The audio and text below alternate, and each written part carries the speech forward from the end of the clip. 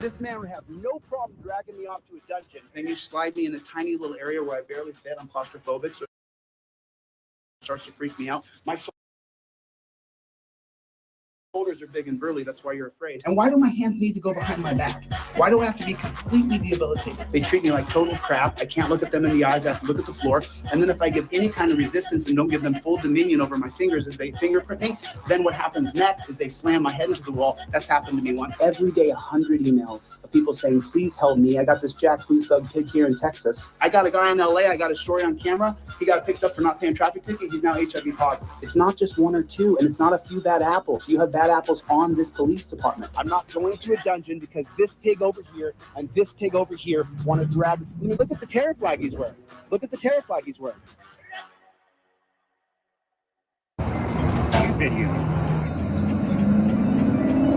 What happened? That's his business, not yours. My business to ask, though. You know what I mean? I was actually going to drop the cameras and go into Kung Fu mode. Good thing you came back. If you hadn't come back, I was going to Kung Fu, bro. I'm just standing there filming, you know? These guys are so predictable. Such beta male chumpzillas that when you put torture cuffs on someone, you're torturing them. I appreciate your information. Well, it might not affect you at all. You might not give a rat's ass about another man. How many cops you guys need? You guys need a few more cops here? 1, 2, 3, 4, 5. Get another giant like this one.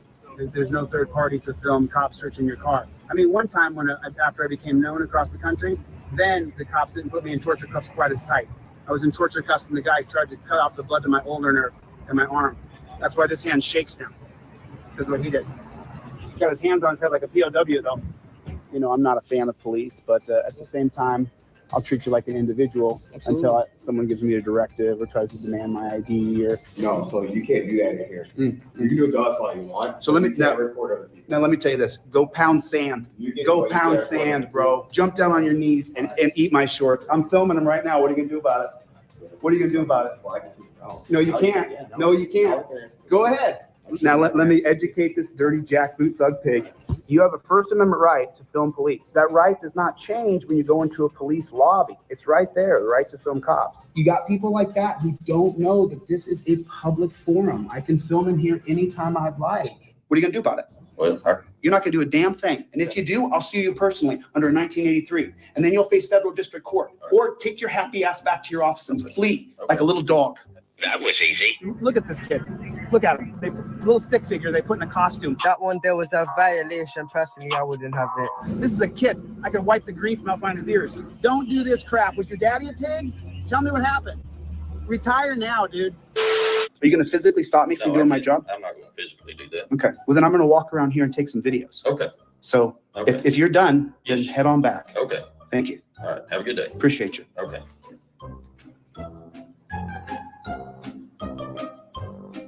So that was a lie.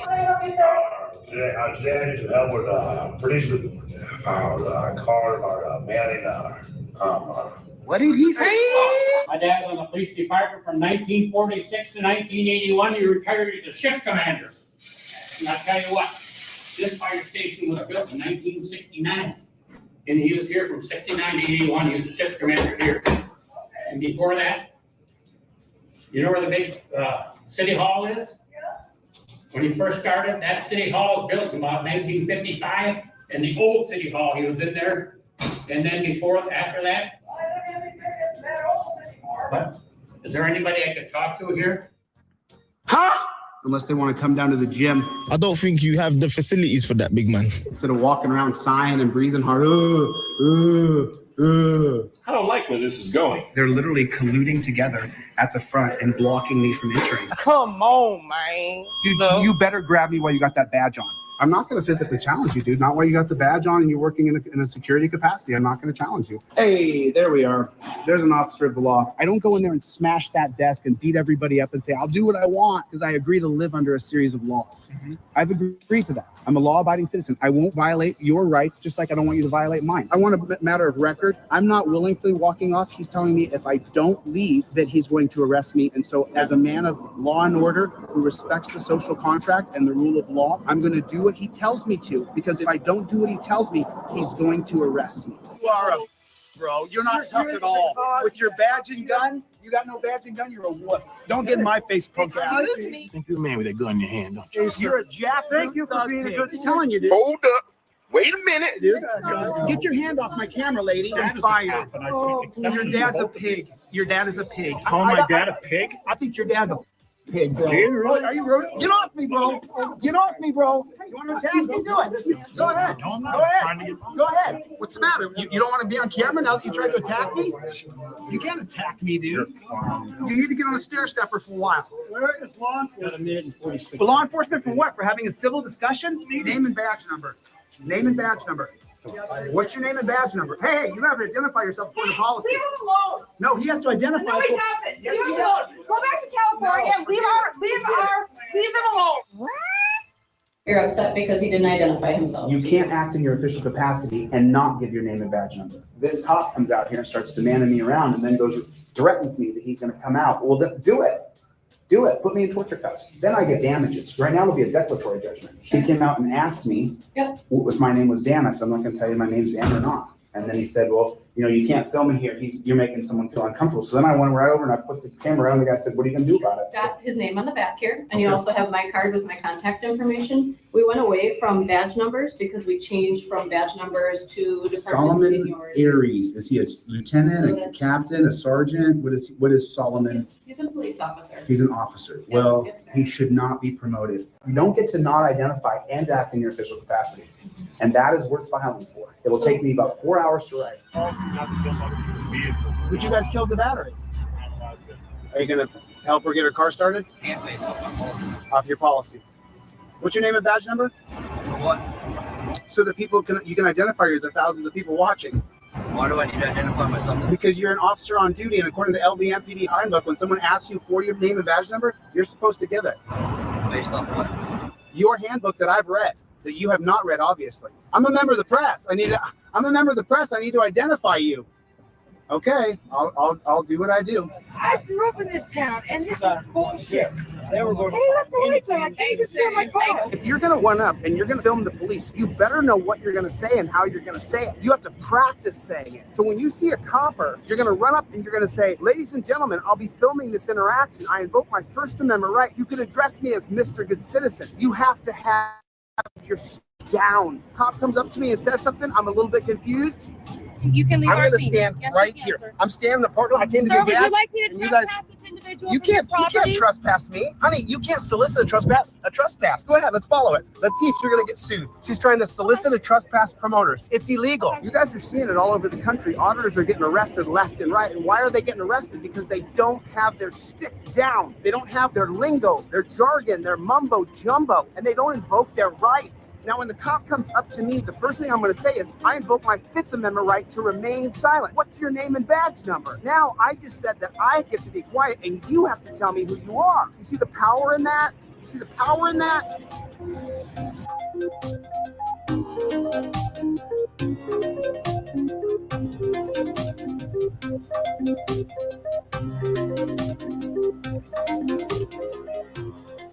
What's going on out there in the land of the unfree America? How's everybody doing on this beautiful Saturday afternoon? It is a gorgeous day outside.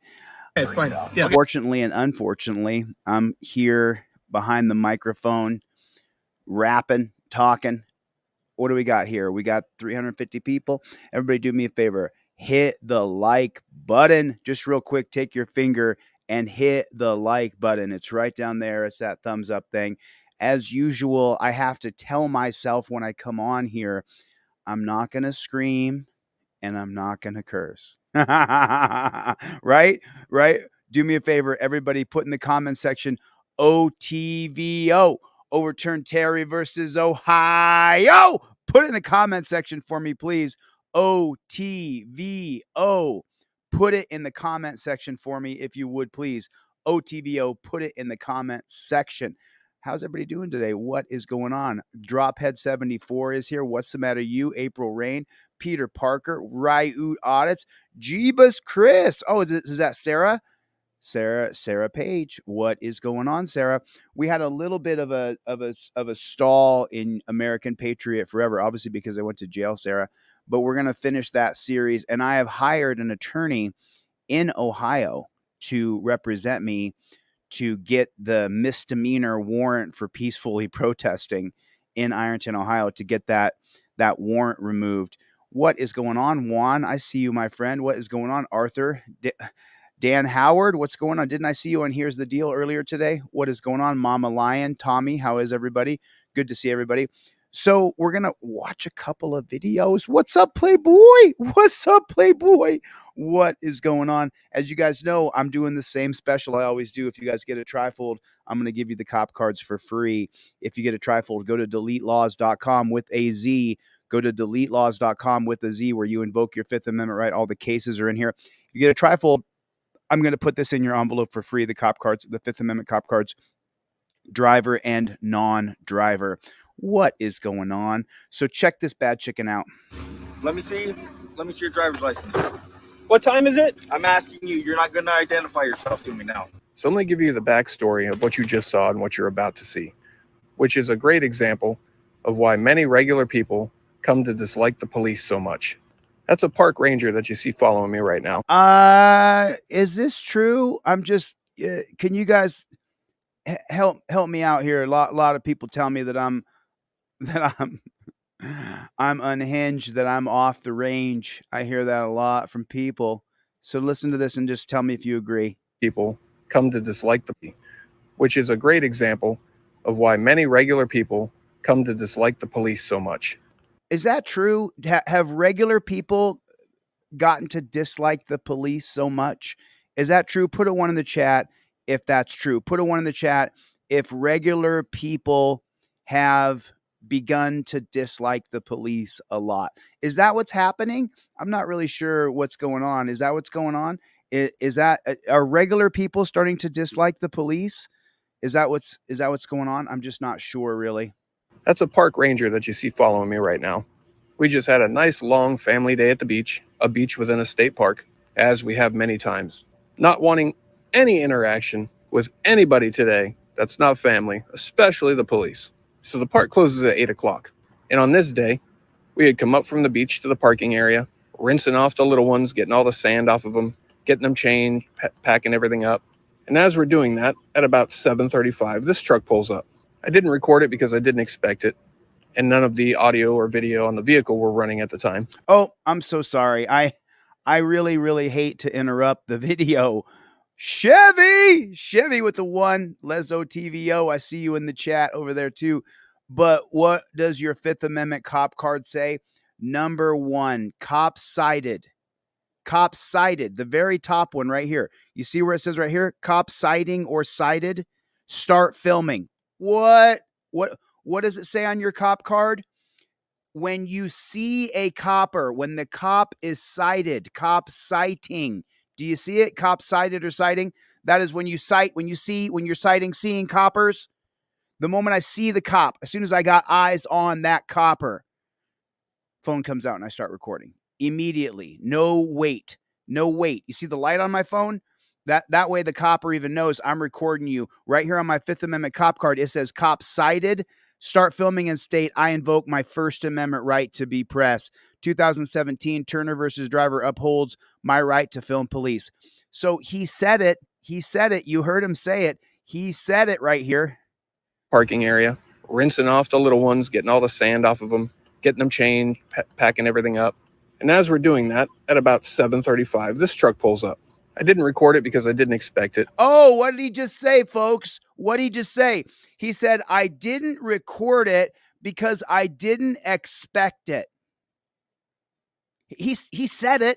He said it. He just said he didn't record it because he didn't expect it. What are the cops doing today? What is the cops' goal today? The cops' goal is to arrest you, to target you, to build reasonable, articulable suspicion so that he can detain you, put you in torture cuffs, impound your car, take you to the dungeon, and steal your money. That's his job.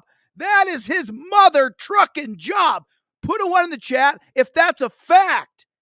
The cop believes in his mind. You're a criminal. With your children as you're rinsing them off from the beach, You are a criminal, and he needs to find the chemicals that you have lodged in your wheel well. He believes it.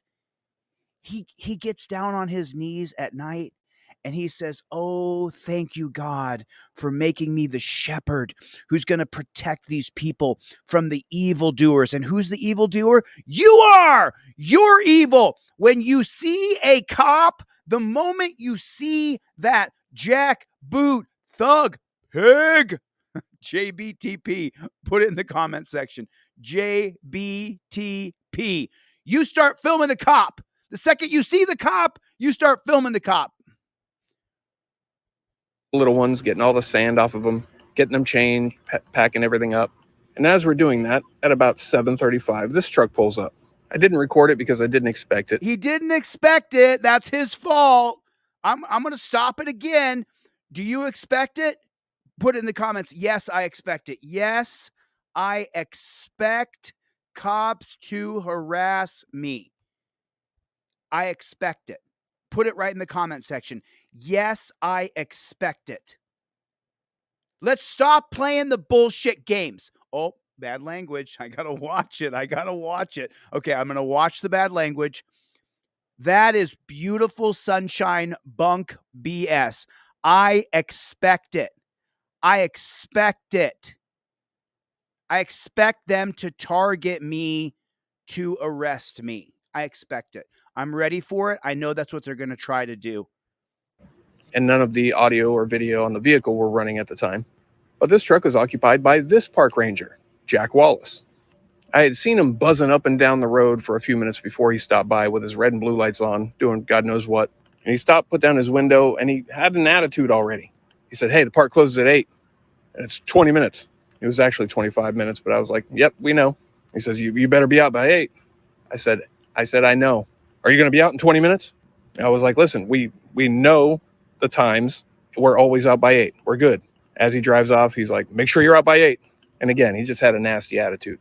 We're already rushing to finish up as fast as we can because those stupid little beach gnats start biting you. So we are in a hurry because we want to hurry up and get the hell out of here, not because he said so. But we aren't those rude people who are going to push it and stay after closing. Just in general, we aren't that. We always comment when we leave right at 8 and we see other people's cars are still parked. They're not even starting to get ready to leave yet. That's not us. So we continue to do our thing to get ready to hurry up and leave. Everybody's now in the vehicle. After a happy beach day, they're just waiting for me as I put the last 2 things in the back of the vehicle, and then we're off. As I'm doing that, Jack pulls back in. This time he gets out. As soon as I see him, I immediately start recording because of his bad attitude before. I recommend everybody always record. As I'm doing that, Jack pulls back in. I think it's appropriate here how Brick Jones has written, "Yes, Copper wants and I expect harassment." And then when you have the video like this, the Copper ends up just perfectly right above Brick Jones' comment. There he is. He expects harassment from the Copper, and now the Copper is right above, "Yes, an unfortunate fact. Yes, we expect it," right above the Copper. I think that is just classic. This time he gets out. As soon as I see him, I immediately start recording because of his bad attitude before. I recommend everybody always record all interactions with any law enforcement because you never know, but especially if they've already had a poor attitude when you've done nothing wrong. So important notes are when he comes back, it is 7:56, and from where we are, we have no. This time he gets out. As soon as I see him, I immediately start recording because... Okay, but he didn't start recording as soon as he saw him. So I'm sorry. Jack pulls back in. This time he gets out. As soon as I see him, I immediately start recording because of his bad attitude before.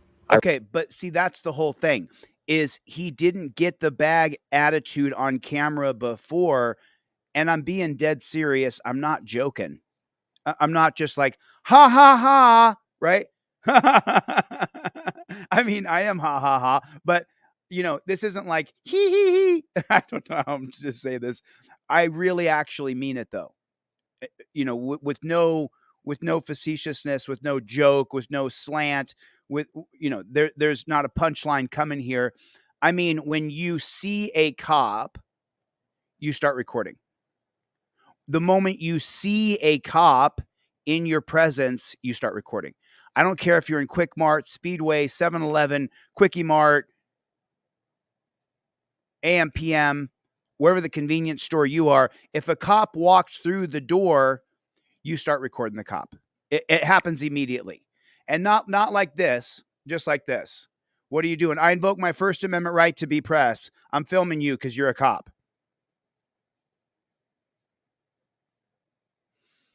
I mean, I mean that intense level.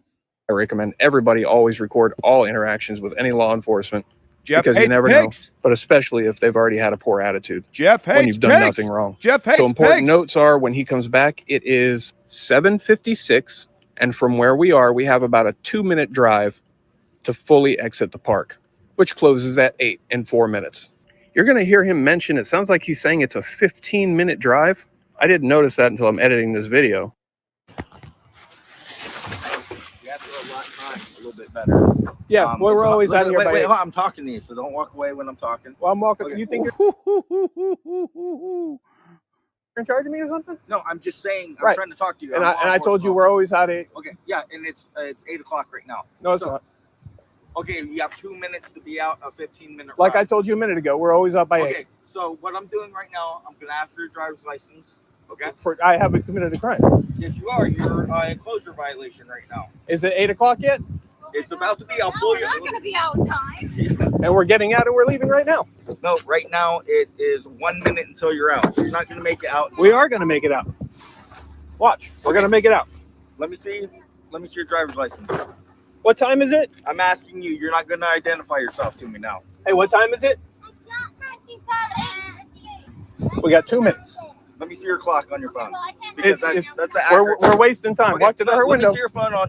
I'm recording on my phone. Okay, so 58. We're wasting the time. I'm trying to get out of here by 8. No, I'm gonna write your ticket for not being out by 8. It's not 8. You can't get out in 1 minute. It's That's 2 possible. minutes. Watch. Okay.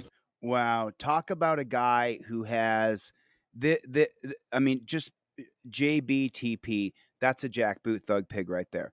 I know you coppers don't want me to call you pigs, and some of my friends and family don't like when I call them pigs.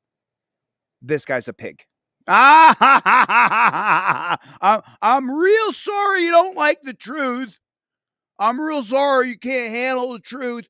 Is this guy a pig? Put JBTP in the comment section if this guy's a jackboot thug pig. Just put JBTP if this man is a pig.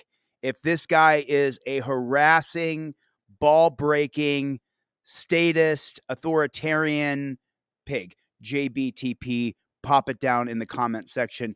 He's trying to give a family with children a ticket for not getting out of a particular area in the allotted time to get out. That is the kind of shit. Second bad word. I got to slow myself down here. Well, if you're not out. So he's already wasted a few of our minutes. And in that time, we would have been out already. So we're driving towards the exit now, and he's racing to follow. And had he been a logical and rational person, when he pulled up that second time at 7:56, seeing that everything and everybody is in the vehicle, and sees me actively putting the last 2 things into the back of the vehicle, well, it wouldn't take a trained observer to determine, oh, okay, these people are on their way out. And being 2 minutes away from the main exit entrance, and that it's 4 minutes before closing, no problem. They'll be out in time. But no, at 7:59, after he's wasted my time, remember, he decides he's going to pull me over. And you'll hear him say he's stopping me to prove a point. So his probable cause was point making. That's just a respect my authority type of thing, I think. But we'll talk more about my thoughts and observations here in a minute. But first, we'll let you hear what he has to say for himself as he wastes even more time.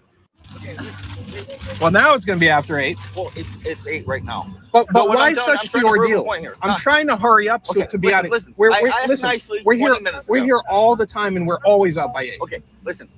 It's 8 o'clock right now. I'm trying to. Right. I'm going to give you a warning tonight. Oh, gosh. Thanks so much for harassing me so you could prove a point. So that you could prove a point. I'm so glad that you harassed me so you could prove a point in front of my wife and kids and act like a horse's ass. Thanks for only giving me a warning so you can prove a point.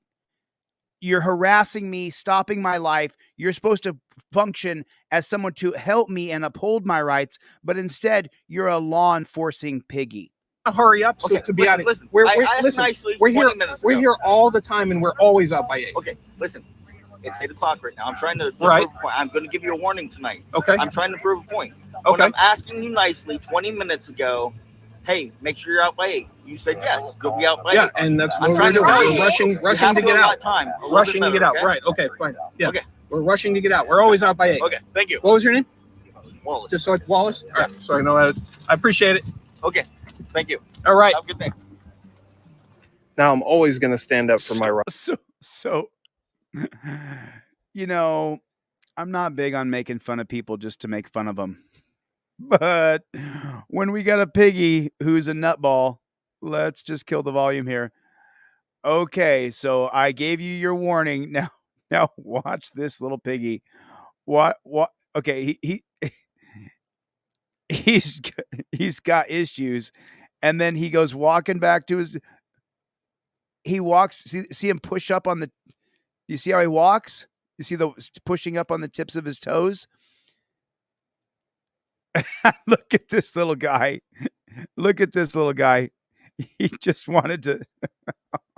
So sorry. I'm so sorry. I know it. I know it. I know it. I know it. I have since I was a young kid and I always will. But in this instance, I have my family with me and young kids with me, and that's an armed, unknown individual. And we've all heard the crazy stories from across the country. So you never know who you're dealing with when you deal with these people. And I'm not going to take the chances when I'm with my family. So there's a bit more I would have said and would have done had I been alone. And I think part of the problem here with Jack Wallace might be being a park ranger, he doesn't see much action. He may not encounter people very often standing up for or even knowing their rights. You heard what he said. I'm the law enforcement. Don't walk away from me when I'm talking to you. And also demanding ID just because. The guy literally said at 7:56, give me your ID right now because you're not out at closing time, which is in 4 minutes from now. And the fact of the matter is, had he left me alone, we would have been. And again, I don't know why he said that was a 15-minute ride. I don't think it would take 15 minutes to walk. So I had no idea where that came from. But now he's going to follow us at about less than a car length. And he had said that he was going to write me a ticket too. Maybe he thought better of it because he stopped the person for not being out in time before it was even time. And regardless, was it that big of a deal? Like I said, I definitely would have been out by 8. But even if he sees people that's actively pushing to get out of there and they're going to be out by like 8:01, 8:02, is that the mentality? Steal people's money who crossed the line a second after 8 o'clock? Yes. Let me jump back in here with you guys. Okay, so I love this guy. I subscribed to his channel right away. I liked it. Twisted Luck Truth, right here. This guy. That's the name of his channel right here. Twisted Luck Truth. If you guys can't see it, but when I watched this video earlier, I heard this part and I was like, I can't wait to share this with you guys. People that's actively pushing to get out of there and they're going to be out by like 8:01, 8:02. Is that the mentality? Steal people's money who crossed the line a second after 8 o'clock? Yes. The mentality of these cops is that it's military rule in America. Military rule, military command is so that if you don't follow the command, then people die. If you don't get this message to General Kirby, then the guys on the transport are going to die from like a dramatic movie, right? But that is the idea of having military orders. And so you get these guys, a third of our cops were in the Army, in the Navy, in the Marines, and the Air Force. And so they get this idea that it's their job that if you don't follow orders down to the exact minute, well, then they need to come in and enforce that. And was it that big of a deal? No. Like I said, I definitely would have been out by 8. But even if he sees people that's actively pushing to get out of there and they're going to be out by like 8:01, 8:02, is that the mentality? Steal people's money who crossed the line a second after 8 o'clock? I mean, you guys tell me, is that the mentality of police in America today? Is that the mentality? I mean, according to Will Bell here, says if you're not out by 8, you broke the law. I mean, I think that's. I mean, Will, we'll give you a chance to fix your rather Yeah, I don't really understand your post there, but it's the system is railroading good people, cheating us. I mean, I get it with the people who hang out and don't even start to get ready until closing time. I get that. But I think this is a bit extra. Now, I've heard of a park ranger that works in this area who is said to be a jerk, others' words, not mine, and pretty tyrannical. People say he likes to create action because he doesn't see much. And I might have found him, or he might have found me. Those who have followed me, I'm always cordial with everybody, but I give what I get. If you come at me sideways, I'm going to come right back at you sideways, while always remaining the bigger person. But like he said, he pulled me over just to make a point. Get into the comments, let me know what you think that point might have been. My opinion, I think his point was he feels he can do whatever he wants because he's the police. And I would have been nothing but cool with this guy if the first time at 7:35 when he pulled up, I just said, hey, we close at 8, right? Yep, I sure do. Cool, just making sure. That's the end of it.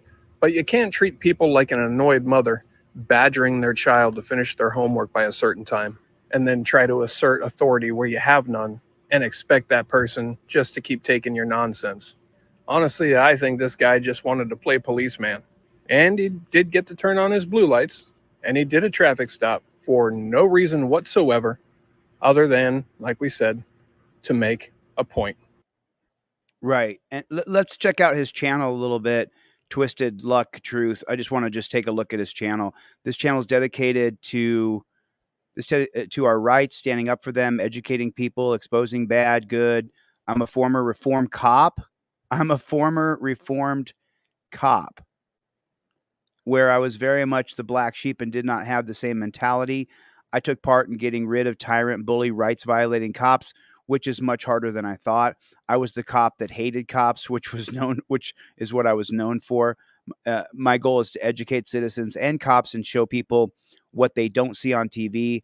Always record all interactions with police. Know that if the cop is speaking to you, they're most likely lying to you, and it's an attempt to be your friend. Never give consent and always exercise your rights. Blue Line Gang. If you'd like to support this channel and help the cause, and then his PayPal's there. He's been online since 2020. He's got 855 videos.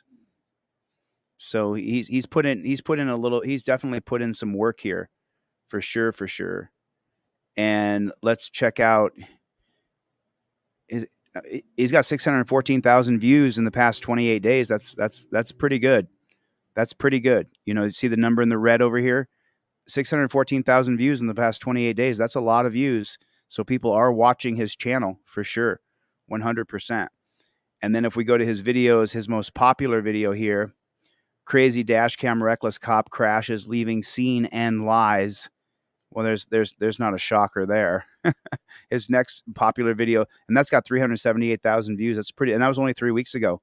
So he's doing pretty good. Crazy service manager goes hands-on. Traffic stop takes an unusual turn. So he's out filming cops. So this guy's a real activist. He's out there, accountability for thee, not for me. He's out there filming cops. This guy's I'm glad I subscribed to your channel, Twisted Luck Truth. Super glad I saw your channel. I'll go by and I'll watch a bunch more of his videos, and if I find a good one, I'll share it with you guys. But the cover of this particular live stream, get ready. Are you ready for the pain? Are you ready?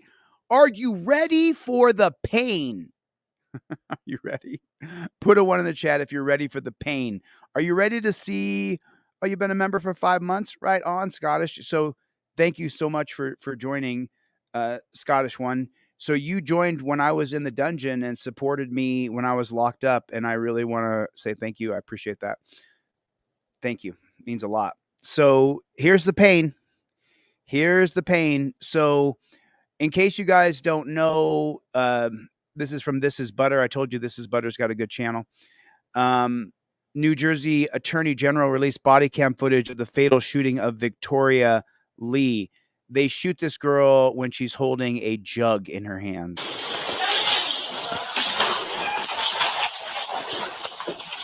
Hey, is it you? You had a knife? No. So who is it? Who's dealing with it? Who has that knife? Who's dealing with the mental health crisis? Who's having a nervous breakdown right now? My sister. Who's the problem? Your sister or you? My sister. I'm not waiting for sister. Wait, hold on. Stop. He's pushing the guy. He's physically pushing this tiny little guy around. She has a knife. She's gonna hurt. Don't come in this So they tell him don't. They tell the cop don't come in. They're telling the cop that they want the cop to okay. They want the cop to leave is what they're telling him.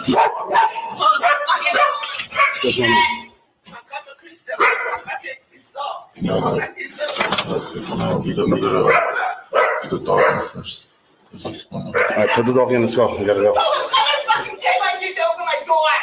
Open the door. Open the door. Open the door, ma'am. You have the key? Open up the door, ma'am. Is someone home? Yes. Open the door.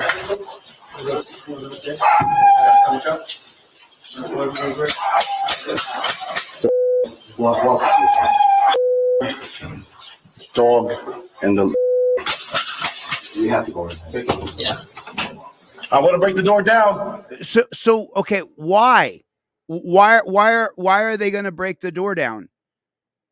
They saw inside, nobody was bleeding, nobody had a weapon to someone's throat. There was no damage happening. But once they show up, once I am not going to scream and I'm not going to curse. Once these jackboot thug pigs show up, it's only about them and their safety, their policy, procedure, and protocol. You cannot invite cops into your life. You cannot. So you see the coppers show up. What do you think is going to happen next? Now that they got backup and they got multiple guns, they brought a shield and they have all their tasers and guns. What do you think is going to happen next? What could you even imagine what's going to happen next? Go ahead, I'll stab you with your fucking knife. Sir. He literally reached for his gun. Watch this pig back here on the right. Down. Go ahead, I'll stab you with your fucking knife. Sir. He goes to grab his gun. Did you see it down here? Sir, do me a favor. We don't want to shoot you. We want to help you. Sir. You're gonna have to follow me, okay? Alright, before we go on, Go home, can we Dad. go less lethal? Who wants to go less lethal? Who wants to go lethal? I'm so instead of me screaming, "You dirty, nasty, pigs!" Right? I'm just gonna laugh it off. Listen, you gotta listen. You gotta listen to learn. Okay, listen here. Go home, Can we Dad. go less lethal? Who wants to go less lethal? Who wants to go lethal?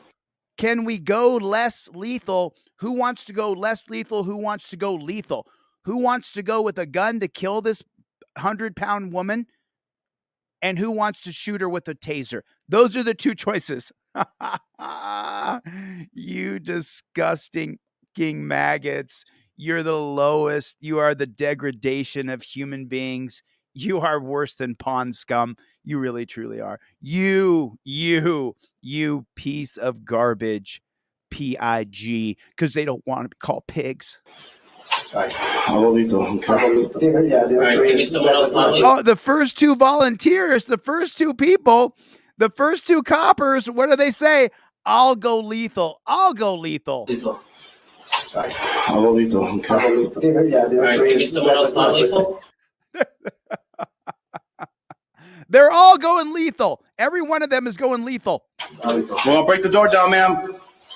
He's getting the tools. If you're comfortable giving it a try, that's up to you. So they're, normally barricaded, we wait, but there's somewhere in there we need to go. Yeah.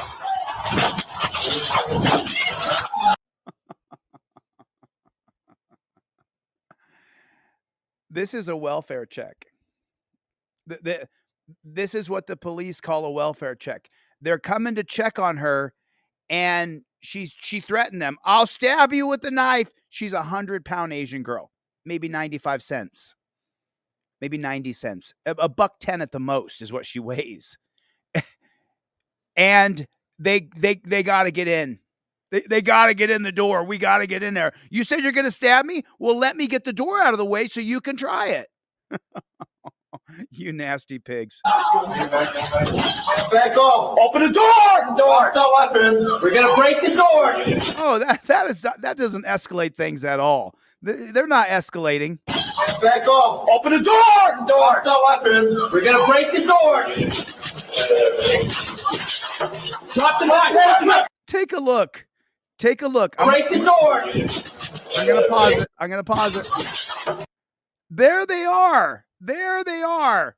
She weighs about 90 pounds, and the one with the knife weighs about 95 pounds. Take a look. Take a look. Do you see this great big guy over here with the shield? You see this shield over here? You could just bum rush her and knock her ass right on the ground in 2 seconds flat. 2 seconds flat.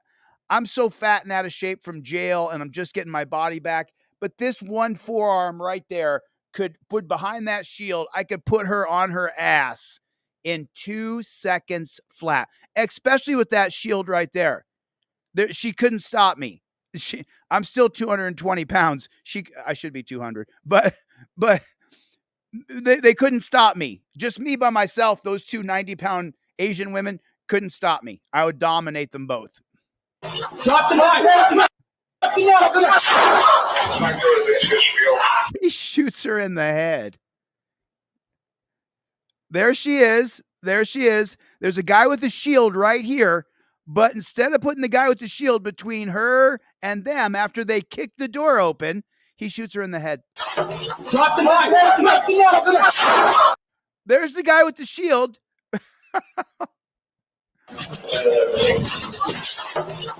Okay, here's the guy with the shield right here.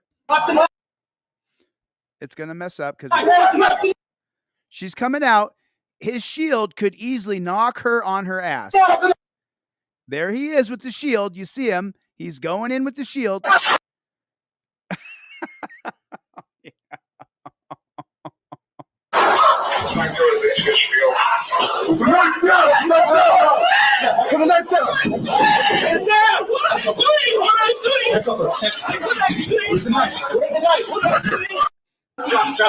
And all the cops care about is where the knife is. That's all they care about.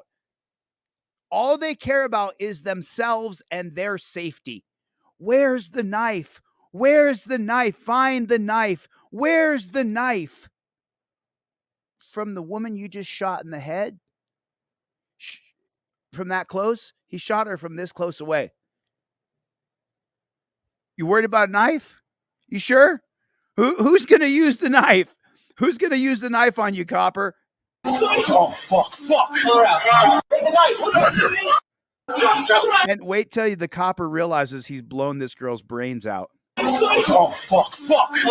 There it is right there when he realizes he just murdered her. Come on, man. Come on, man. Oh, my God. Right, yeah. So, I mean, okay. So you're going to see him grab her legs, then take a look at the red spot where her head is supposed to be. That's supposed to be a nice light brown, tan, Asian colored skin, like skin. Instead, it's a big red dot where her head is. Come on, man. Come on. He grabs her by the ankle in front of her parents. Oh, my God. Both ankles, got her. You see the red spot where her head is? Oh, my God. You see the red spot where her head is? Do you see that? That's where he blew her brains out. Right, yeah. Pull out. You okay? All right. Where? Show me where. Stop doing it. Where you?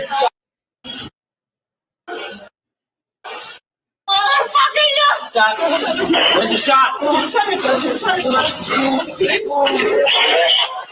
I can't see it. Where?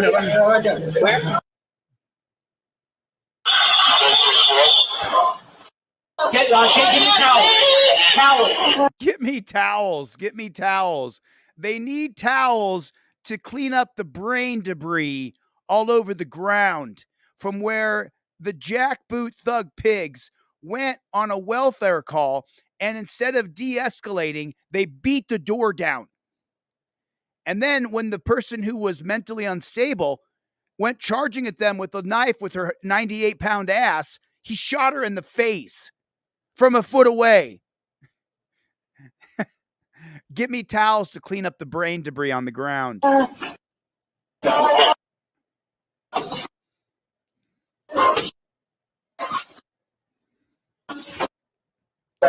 They're sparing us what they're saying.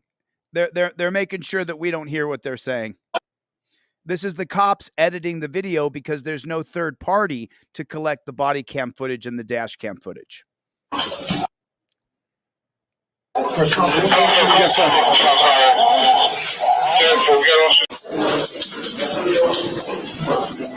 Here's another view. Yes. Open the door. So these are Asian people. Asian people are traditionally much smaller. Door down. I will need to. Okay, we wait, but there's somewhere in there we need to go. Yeah. Now, this guy just takes it upon himself. I'm going to break the door down.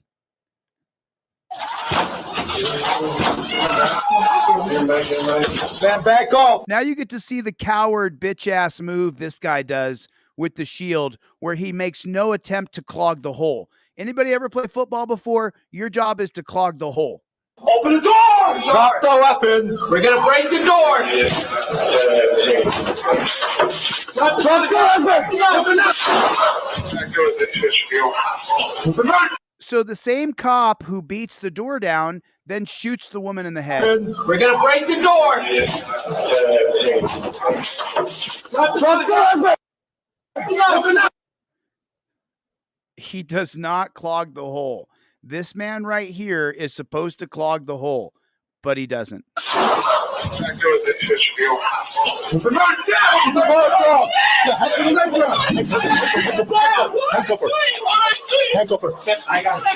Did you hear it? Oh, shit.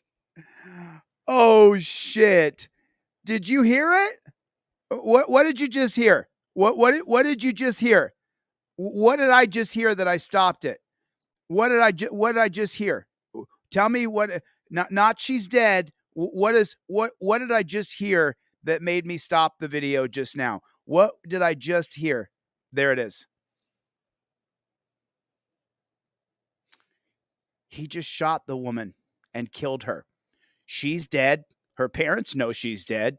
Anybody who's observant knows she's dead. But what does the cop say?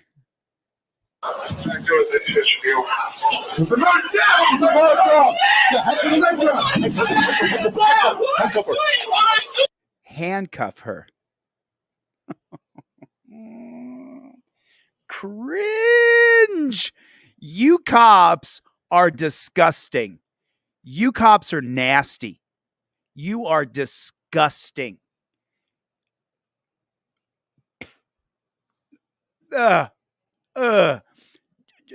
Bleh. Like, I could just vomit. She's dead. Handcuff her. Hurry, handcuff her. Handcuff her. I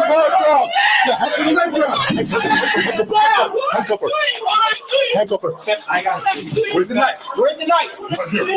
Get drop. Pull her out. Pull her outside. Come on, man.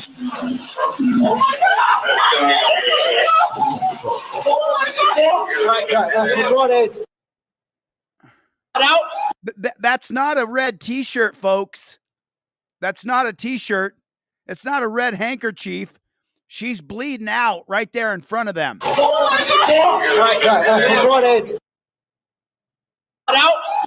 This doofus who's a murderer is looking down at her. She's bleeding everywhere. Yeah, pull it out. Look at all the blood. Hold it out. You okay? All right. Where? Show me where. Stop bleeding. Where's the shot? Motherfucking Stop. There's a shot. Please. I can't see it. Right there.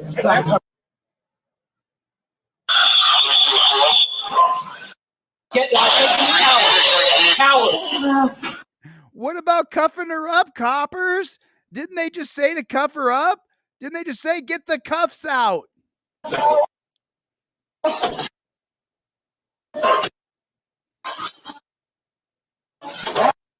Road safety there. Cops and code 2 stop fire.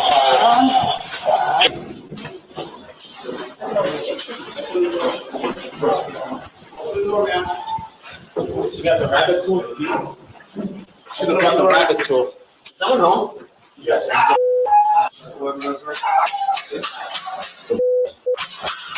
You have to go in. Yeah. Oh, we have to go in? Why do you have to go in? Nobody wants you there. What police department is that? It's Lee, something Lee. I want to break the door down. Why would you break the door down? Leave her alone. Go ahead, I'll stab you in the fucking neck.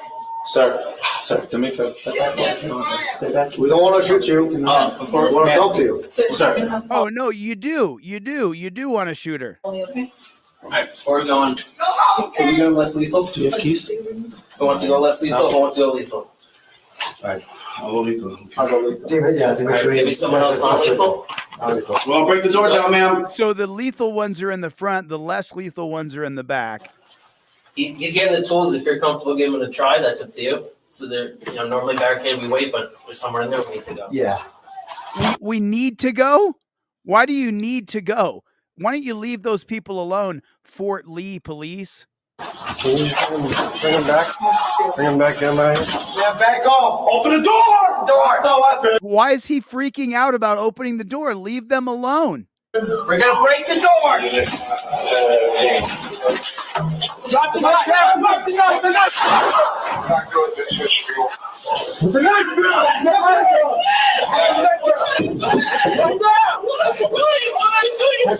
I got it. Where's the knife? Where's the knife? Get drop. Pull her out.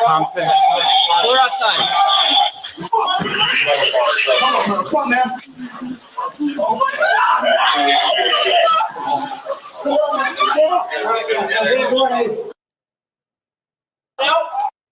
Yeah, pull out. Hold it out. Okay. All right. Where? Show me where. Stop moving. Where's the shot? Stop. There's a shot. Please. I can't see it. Right there.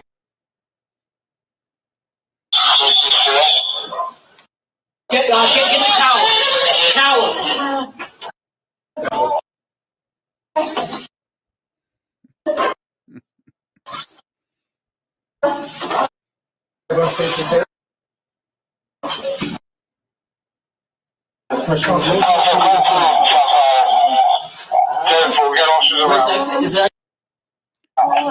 She's dead, dude. You killed her. You killed her, dude. She's dead. You killed her in front of her family.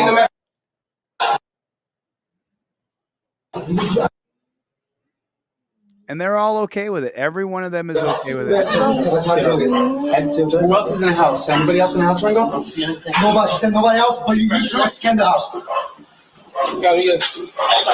Now they're going to go into someone's house with their guns drawn and scan the house. 선생님 잠깐만 나와주세요. 아무도 없다고 Who shot? Entry, exit. You got exit? Yeah. All right.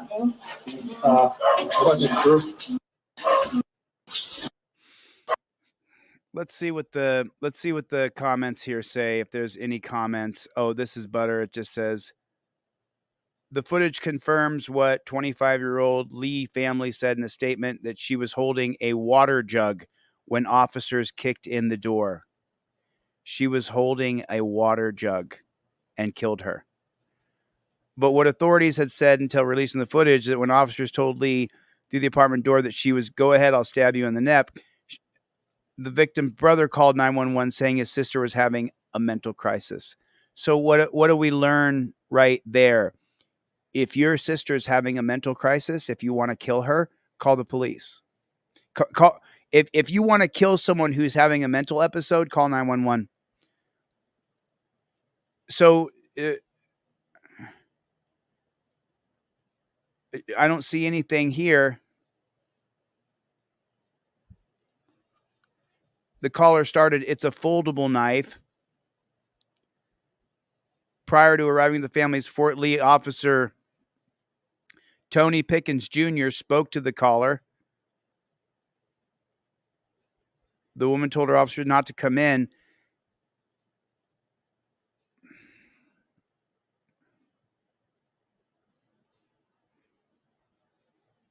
Oh, they said they struck her in the chest, so they shot her in the heart from 2 feet away. She died. She died that night. That's it. She was dead. So where is this Fort Lee Police Department? Does anybody know? The Valley Hospital in Paramus. Okay. So hang on one second here. Let me see if I can find where that is here. So this says the Valley Hospital in Paramus. Paste. So this is going to be in New Jersey. Okay, so then we go Fort Lee Police, New Jersey, contact. Let's see what they got here. Fort Lee Police Department in New Jersey. There it is right there. There's our contact information right there. So let's just give a call over there real fast because we got another video to look at here. But let's give a call over there. Just let them know that we saw the murder. We're not. You have reached the Fort Lee Police Department. If this is a police, fire, or medical emergency, press 9 now or hang up and dial 911. If you know your party's 4-digit extension, you may dial 5 at any time during this message. Don't block him. To reach the Records Bureau, press 1. To reach the Traffic Bureau, press 2. To reach the Training Bureau, press 3. To reach the Detective Bureau, press 4. To reach the Tour Commander, press 6. Tour Commander. To reach the Office of the Chief, press 7. To reach the Office of Emergency Management, press. No one blocked you, other side.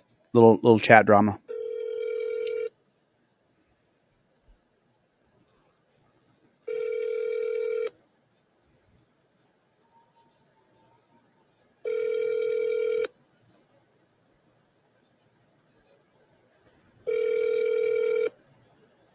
The Tour Commander.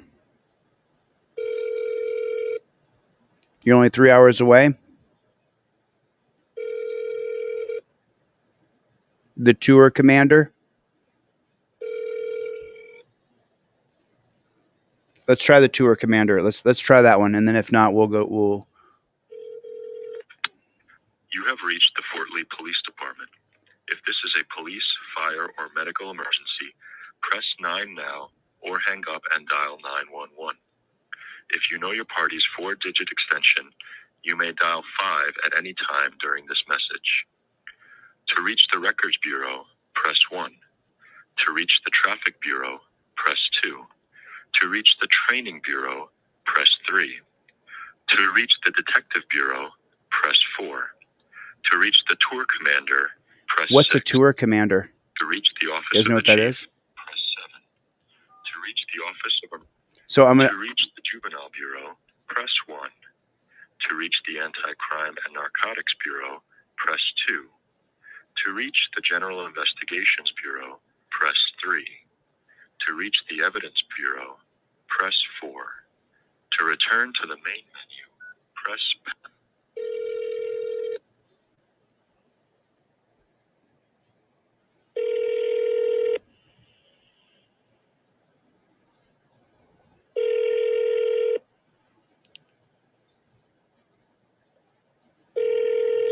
Let's see what we got here. Let's see if we can get someone on the phone.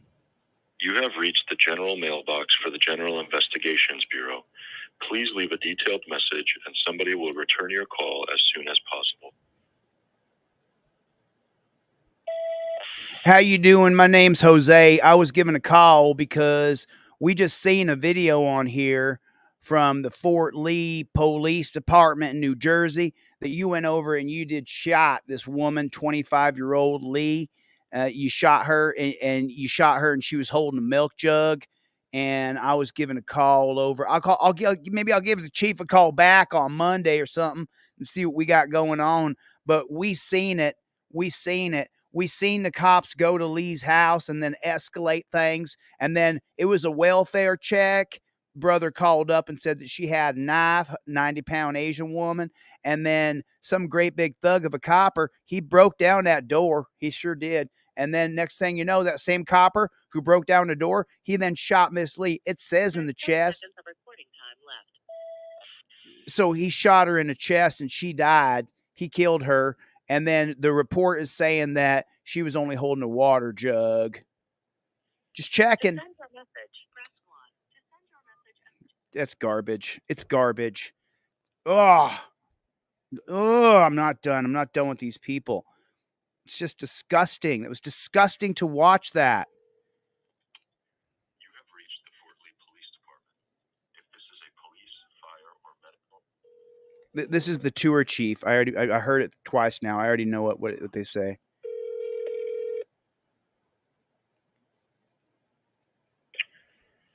Sergeant Turner, Fort Lee Police. Sergeant Turner? Yes. How you doing? My name's Jose. How you doing today? How you doing, sir? How can I help you? Listen, I'm a journalist. Everything I do is recorded on the record, and I'm just giving a call over there because we seen a video today where we seen the Fort Lee Police Department went over to this woman Lee's house, and then they shot that 90-pound Asian woman right in the chest from maybe 2 feet away. And we was just wondering if that copper who shot and killed that 90-pound Asian woman, if anything has been done to that copper, like, charged for murder. You got to call the AG's office. They're investigating it. The AG's office? Yeah. Oh, I see. Because I thought that was a police station full of police officers. No, you got to call the AG's office. They're investigating But isn't the arrest done by police, though? It would be done by the AG's office. You got to give them a call. So the Attorney General's office would do the arresting? Correct, sir. You know the video I'm talking about then, right? I do. You can give them a call. They'll give you more information. Right. But you work there, and so you're responsible. We back the blue around here. We got a bunch of blue backers around here. But at the same time, once in a while, there's a bad apple like that copper who escalated everything and he beat down their door and then he shot the same woman after he beat her door down. If he hadn't beat her door down, then he wouldn't need to shoot her. So we want the good coppers to arrest the bad coppers is what we was hoping. What do you think of that? Ossifer? Hello? Ossifer? Is you there? Is you there, officer? You ain't there no more? That son of a gun. You have reached the Fort Lee Police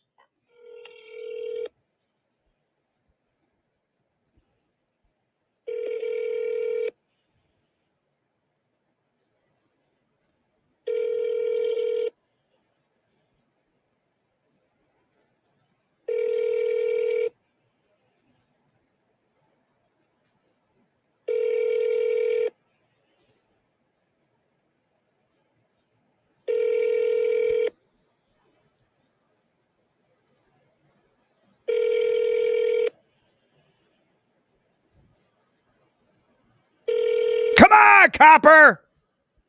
Don't be a damn coward.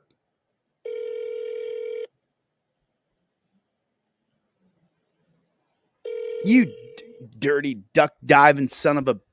You stupid patty whacker piece of farfig. You son of a... I am not going to curse and I am not going to scream. I'm not going to curse and I'm not going to scream. I'm not going to do either one of them, all right? Take a breath.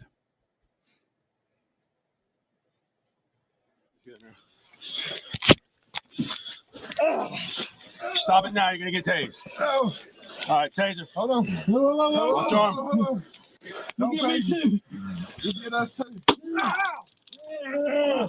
Stop. So they got 4 cops on top of this guy, and now they're tasing him. Now. It's right there on the floor, right there. Okay. Can you get it? Well, since you're still hooked up, if you got shock again, just put it in his leg down here.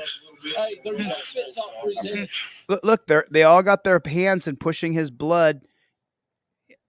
You pull that other prong. Yeah, about that. There it is. Here's the fit stop. See, breathe in.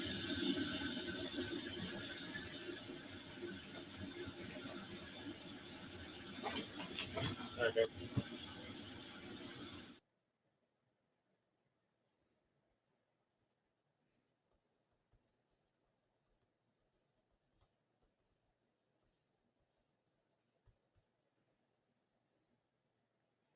Tennessee family lawsuit says video shows police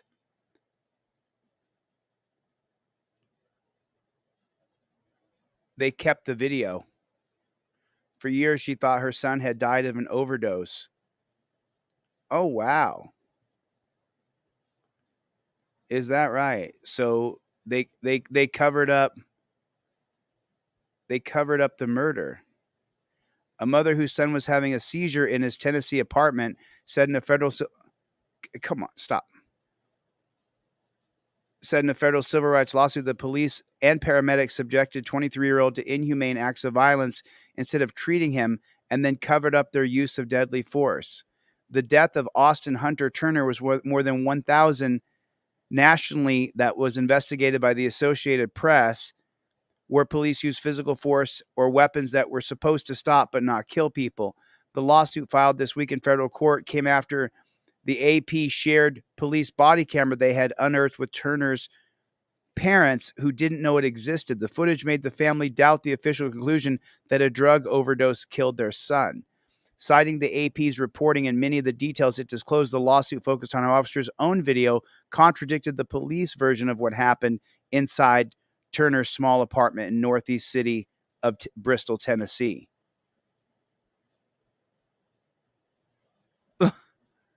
They murdered him. For years, she thought her son had died of an overdose. He was treated as a suspect and not a patient because he was having a seizure. Turner was not resisting or being combative. He was not disobeying.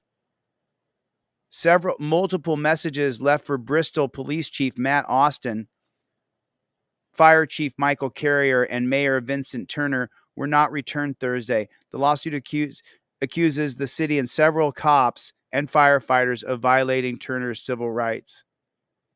Well, is this the video right here? Is this the video?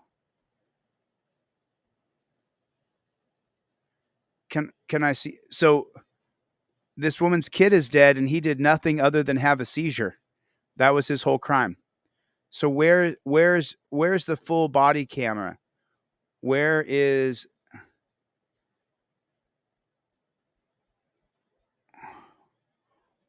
the full body camera? That's super frustrating that we can't find it. Let me see. Let me see if I can find that bad chicken.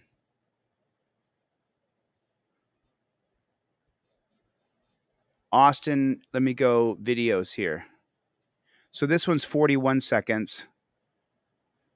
Is this the one right here? Is this the video? Okay, so is this the video here? Let me see.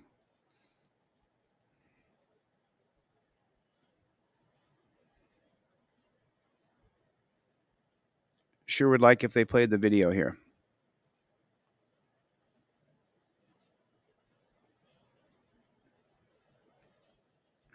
This isn't going to be good enough. So let me try Austin Hunter Turner. Let me try YouTube here. Austin Hunter Turner video, police, Tennessee, Bristol.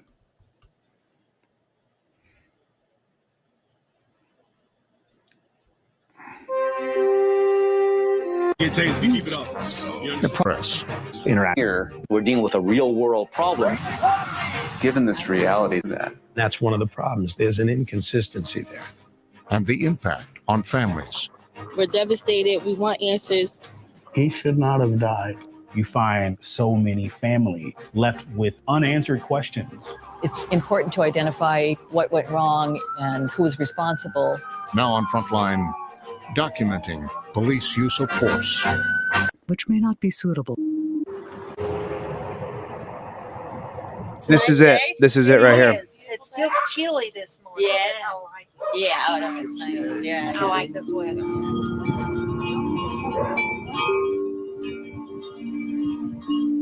Associated Press reporters Mitch Weiss and Kristen Hall have come to Bristol, Tennessee to talk to Karen Goodwin about the death of her son, Austin Hunter Turner. Hunter knew everyone. He was always into something. Always. He decided one morning to show the neighbor over here how he was like Superman and jumped off her porch, which is 2 stories basically. Did he get hurt? No, he didn't get hurt. Look at that. He was always. This is gonna make me cry. I'm gonna try to get through it. But he never had problems with law enforcement until one night in August 2017, when he was 23. It's 11:20 at night. My son's girlfriend, Michelle, she called me and she said, "Oh God, Karen, something's wrong." And I said, "What's wrong, Michelle?" Hunter started going in circles with his arm pointed out. And then he fell and now he's making moaning noises and he's not moving. And I said, "Honey, call 911. Oh, no. I'm sorry, folks.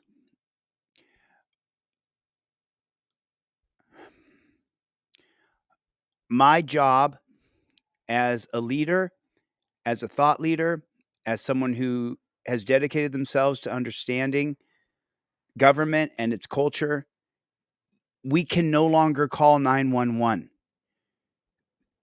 The cops are going to come and you could be killed. If your loved one is having an emergency, get in the car and get them to the hospital. If you call 911, the cops are going to come. 911, where is your emergency? My boyfriend just started twitching and fell on the floor. I think he's having a seizure. Okay, and you said your boyfriend is having a seizure. Is he still seizing? He just started twitching and fell on the floor. He's foaming at the mouth. Don't hold him down. Just let him work the seizure out. If he stops shaking, I want you to turn him back to his left side and make sure that if he's got anything like saliva or anything in his mouth, that it runs out, okay? Shaking, turn him to his left side. That's the rescue position. That'll keep his airway open and clear, okay? Don't put him on his stomach. Karen Goodwin got to the apartment as the paramedics were arriving. Hunter's down on all fours, and then he sits up on his knees, and he stands up. And his body is just stiff. And it's weird to watch. Because it wasn't that he, and I knew he wasn't in control. Paramedics were unable to control Turner and suspected he was on drugs. They called the Bristol police for help. Is he here? This body camera footage, which was obtained exclusively by the AP, shows the situation escalating quickly. Stop. You got his arm? I got his arm. I'll tell you right now, you're going to get tased if you keep it up. You understand? I couldn't understand what they were doing or how they were doing it because you couldn't see very much. There was anywhere between 8 to 10 people, it looked like. And I'm trying to understand, is he calming down? Is he coming to? What's going on? Stop it now, you're going to get tased. All right, taser. Hold on. Tase him. All right, tase him. This to me is the despotism of our country, of the policies of police where they can have 3 or 4 guys on top of someone. They can't get their arm twisted behind their back because people lock up like this when they're afraid. They ball up. And so now they're going to electrocute the person. It's so preposterous. It's so disgusting. It has to be changed.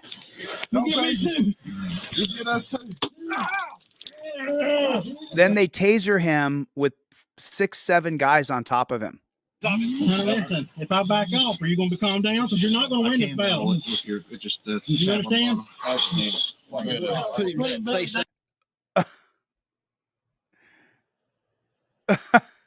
Look. Look. I'm going to keep my language in check. Okay. So listen, you filthy, disgusting maggot pigs. Do you know why we hate you? That's why. That's why right there. 1, 2, 3, 4, 5, 6 cops, a half a dozen cops on top of a man having a seizure. You can't get his arm behind his back, so you electrocute him with 6 men putting their weight on top of him. This is why people hate the police. That's why I call you guys maggot scumbags, pigs, low-level pieces of shit. You don't do this to people. The optics of it, the optics of it, what we see is absolutely disgusting. It is absolutely disgusting. Down, belly down. Y'all need a spit sock? Oh, down here. Yeah. There it is. Here's the spit sock. Through all this, I was totally helpless. I couldn't help my kid. This is my son. I'm willing to lay my life down for him, but these people are helping him. So I didn't want to get in the way of the help that maybe he could get. Frederick, they are not helping him. The officers and medics ended up subduing Turner. They handcuffed him, strapped him face down on a gurney, and put a mesh fabric known as a spit sock over his head, meant to prevent biting or spitting. His mother planned to meet them at the hospital. Are you all done in there? No, ma'am. No, Okay. if you don't mind. Is it, you're all gonna be a while? Yes, They ma'am. just took you, Mom, we're going on the hospital. Yeah, we'll make So sure the this house is is secure. Yeah, I promise. Michelle, let's go, baby. We'll tell you. It's just so, the irony of it, she's just so trusting with those disgusting pigs. She's so you guys are here at the house, you got everything, okay. Like none of those pigs would steal your stuff. Like none of those pigs would plant drugs to come back later to bust you. Like none of those pigs would take anything from the house. Like each of those pigs is trustworthy. None of them are. 0. You joined a Death Star, you disgusting maggot of a person. You have to be told what to do to the point where you have to join a militaristic hierarchy because you don't know what to do with your life. You're a fucking loser, bro. You're a loser, pigtail. You're a loser. You joined this because you can't do anything else. And this woman is so blindly trusting to these pigs. But when she arrived at the hospital, she was told her son had stopped breathing. They were doing compressions, swapping off the 2 nurses. And they worked about 15 minutes. And I asked the doctor, how long can you do this? And he said, we can do it for an hour or so. Because we've got oxygen going. Okay. 30 minutes goes by. And I look, because I'm standing right at his shoulder, holding his hand. And this whole side of his chest looked like Jell-O when they pushed on it. It was just given that free and easy. And I told him that that's enough. My baby needs to rest now. Stop.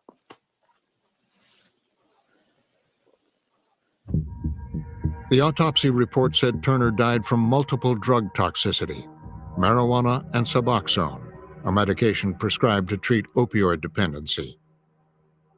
It also cited dilated cardiomyopathy, a condition that affects the heart's ability to pump enough oxygen-rich blood.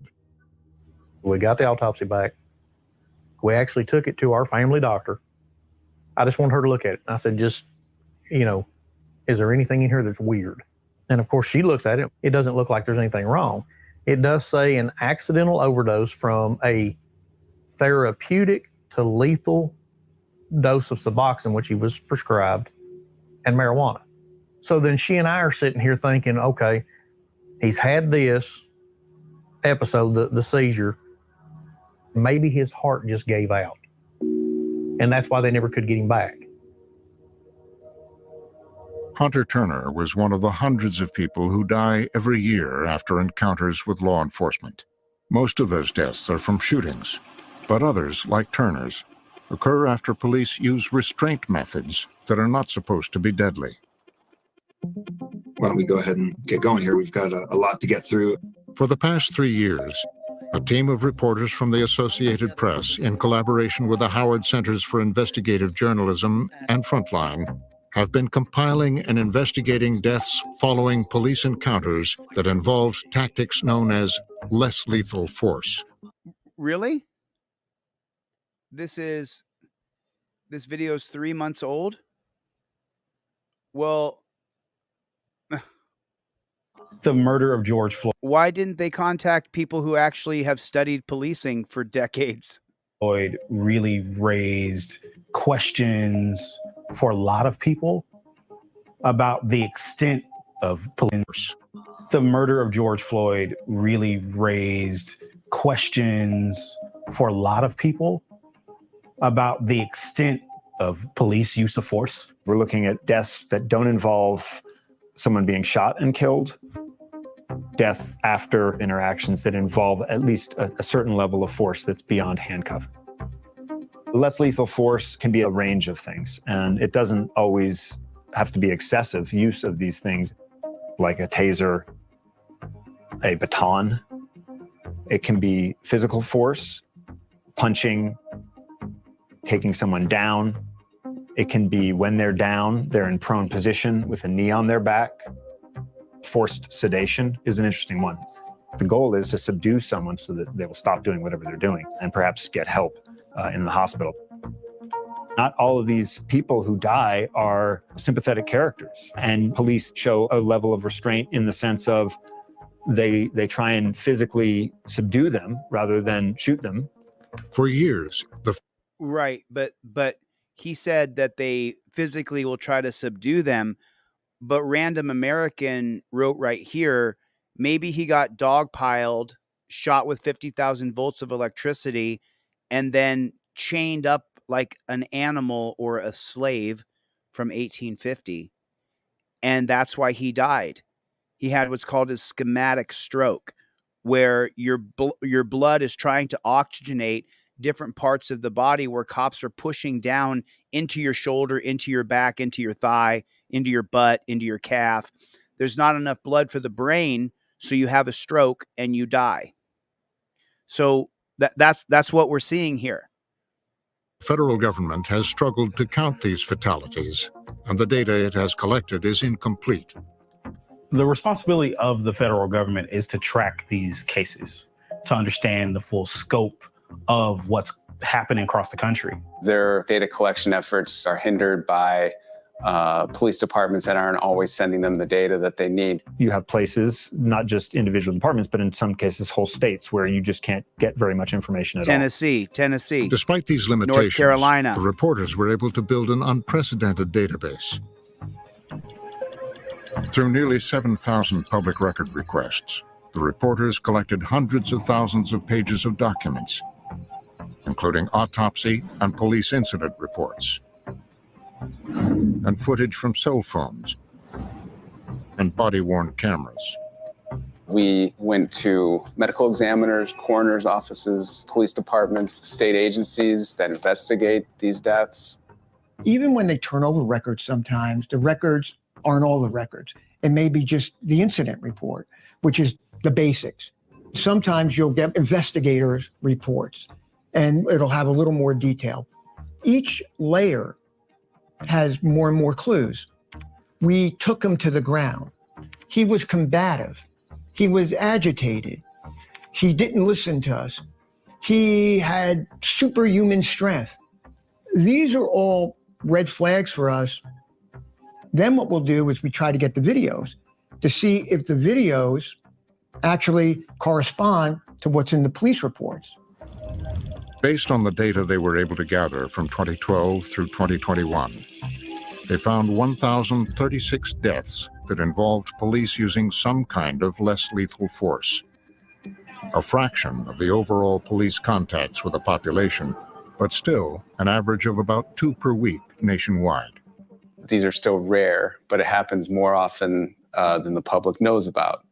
In about half of the cases, medical officials cited law enforcement as causing or contributing to the deaths. In many others, significant police force went unmentioned, and drugs, pre-existing health conditions, and other causes were blamed instead. These incidents involving less lethal force are often more complicated than a police shooting would be. They often involve multiple factors that could lead to death. In many cases, it's sort of unclear what role the police force played in the death. Not all of these are a George Floyd level type of case or death. In about 1/3 of the cases examined, police were intervening to stop people who were injuring others or posed a threat. Police are stopping them from killing somebody else. They've broken into someone's home, they're menacing people. They seem to be having either a mental episode or they seem to be extremely high on a stimulant drug like methamphetamine or cocaine. You have to consider what sort of a situation the police are coming into. Was this person trying to hurt other people? Were they going at the police themselves? That's one of the key takeaways, is that there is a lot of nuance in these. In the case of Austin Hunter Turner, the body cam videos raised questions for reporter Kristen Hall.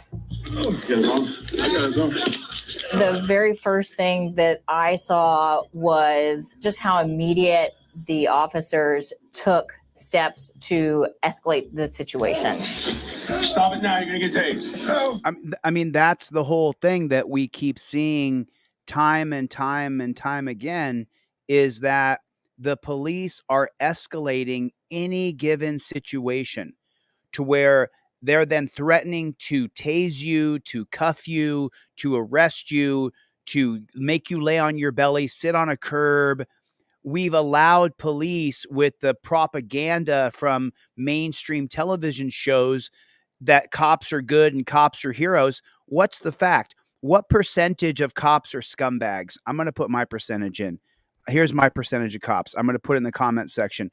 You let me know what your percentage of cops are scumbags. I put my percentage in right here. This is what I think is the percentage of cops that are scumbags. Oh, I'm sorry about that. I clipped the wrong. That's my percentage of cops who I believe are scumbags. I don't think that good people sign up for this Death Star law enforcing unless you're a fucking scumbag. You're a scumbag. There, I 100%, 95%, 90%, and this guy I was in jail with, and he's putting 90%. Team DLZ 24, this guy right here, he and I were in jail together. Very normal, cool, regular human being. We set up this username for him so I would know who he was when I got out of the dungeon. That's my jail buddy right there. He says 90% are scumbags. 100%. Skip says 90%. Brick Jones is being generous. Les OTVO said 98%. Jeff Hates Pig said 100%. 98% says Dakota Wolf. Tina says 95%. Dan Hanlon says 99.9%. 96%. 110%. Soy Leal says 100%. Mama says 100%. Chuck P says 92%. What Jessica Kerstead says 95%. What's your percentage? For the editors who edit the videos, make it a short. What is the percentage of police in America who are scumbags? How many of the cops who sign up are scumbags? So before they're cops, they have to go sign up to be a copper. What percentage of those cops, what percentage of those people are scumbags who sign up? Are there some good ones that sign up? 99.99 says Free Dom. 100% says Mingo Wingo. 200%, all of them says Mikey B. 99%. Are there anybody in here who thinks that Jeff Hates Pigs? Jeff Hates Pigs said only 80% of cops are scumbags. So this is a channel where we don't support law enforcement. We want rights protectors. We don't want law enforcers. So the numbers are pretty overwhelming from the people. This started off as a medical emergency because he was having a seizure. When the officers arrived, they described, using various kinds of force that you would typically see when somebody is being placed under arrest. So they used a taser. Stop it now. Then they shackled him with his legs and his arms, and then they put a hobble restraint in between his leg restraints and his arm restraints. Don't put him on his stomach. Just try to lay him to his left side. When Hunter's girlfriend called 911, the dispatcher told her that he needed to be on his side, not on his stomach. Put him face down, belly down.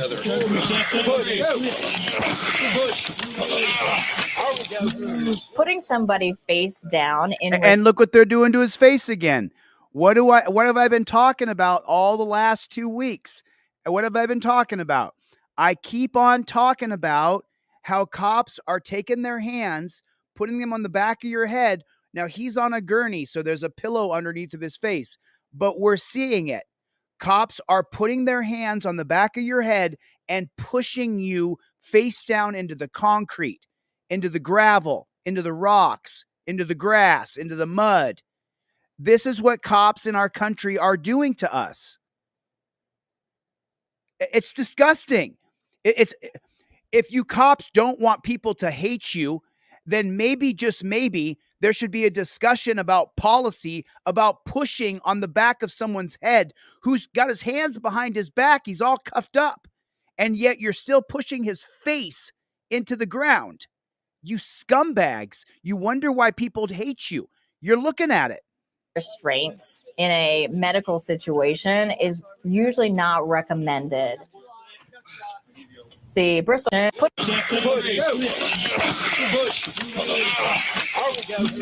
putting somebody face down in restraints in a medical situation is usually not recommended. The Bristol Fire Department provided to us guidelines that specifically point out that patients should be face up when they are secured for transportation on a stretcher. Then they put him into the ambulance. I don't know what he's taking, but he's fully dilated. After a few minutes in the ambulance, paramedics realized Turner was not breathing. Is he breathing?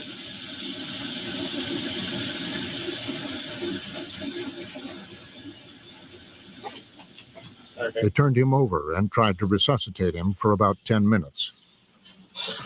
What the hell happened here? What do you I mean, let me answer. Let me answer what the hell happened. Let me tell you what happened. You can research this yourself. I'm not going to pronounce the words correct because I'm not a doctor. It's called a ischemic stroke. And what happens is when the police put their body weight on top of you, whether that be on your calf, on your thigh, on your butt, on your back, on your arms, when they stick their knees into your body then will shunt blood, meaning push blood, toward the area that's being compressed because the cells that are being compressed need oxygen. So your body is shunting blood toward the areas of each compression. So that only means one hand pushing down on your forearm, one hand pushing down on your calf, one hand pushing down on your butt. Your body, your brain is telling your heart and your lungs, shunt blood to the areas that's being compressed. Well, what happens is you then don't have enough blood for your brain. Then you have a stroke. It's called a ischemic stroke. And then you die. And we're seeing it in thousands and thousands of cases. Thousands. How do I know this? I'm not a doctor. I've seen it for 20 years now. 20 years. The policy of laying on your belly equals that if you don't comply, you die. And once you're on your belly, the cops then put, each individual cop will put a hand or an elbow or a knee on their weight onto your body. And you die. And that's what happened here. That's what you're seeing here. They turned him over and tried to resuscitate him for about 10 minutes. What the hell happened here? You killed him. Oh, you killed him. You killed the man, is what you did. No. Y'all at the coordinator. No one from the Bristol Police or Fire Department would comment. and the forensic pathologist on the case has since died. The Tennessee Bureau of Investigation looked into the death, but under state law, their records are confidential. The Sullivan County District Attorney told us that after reading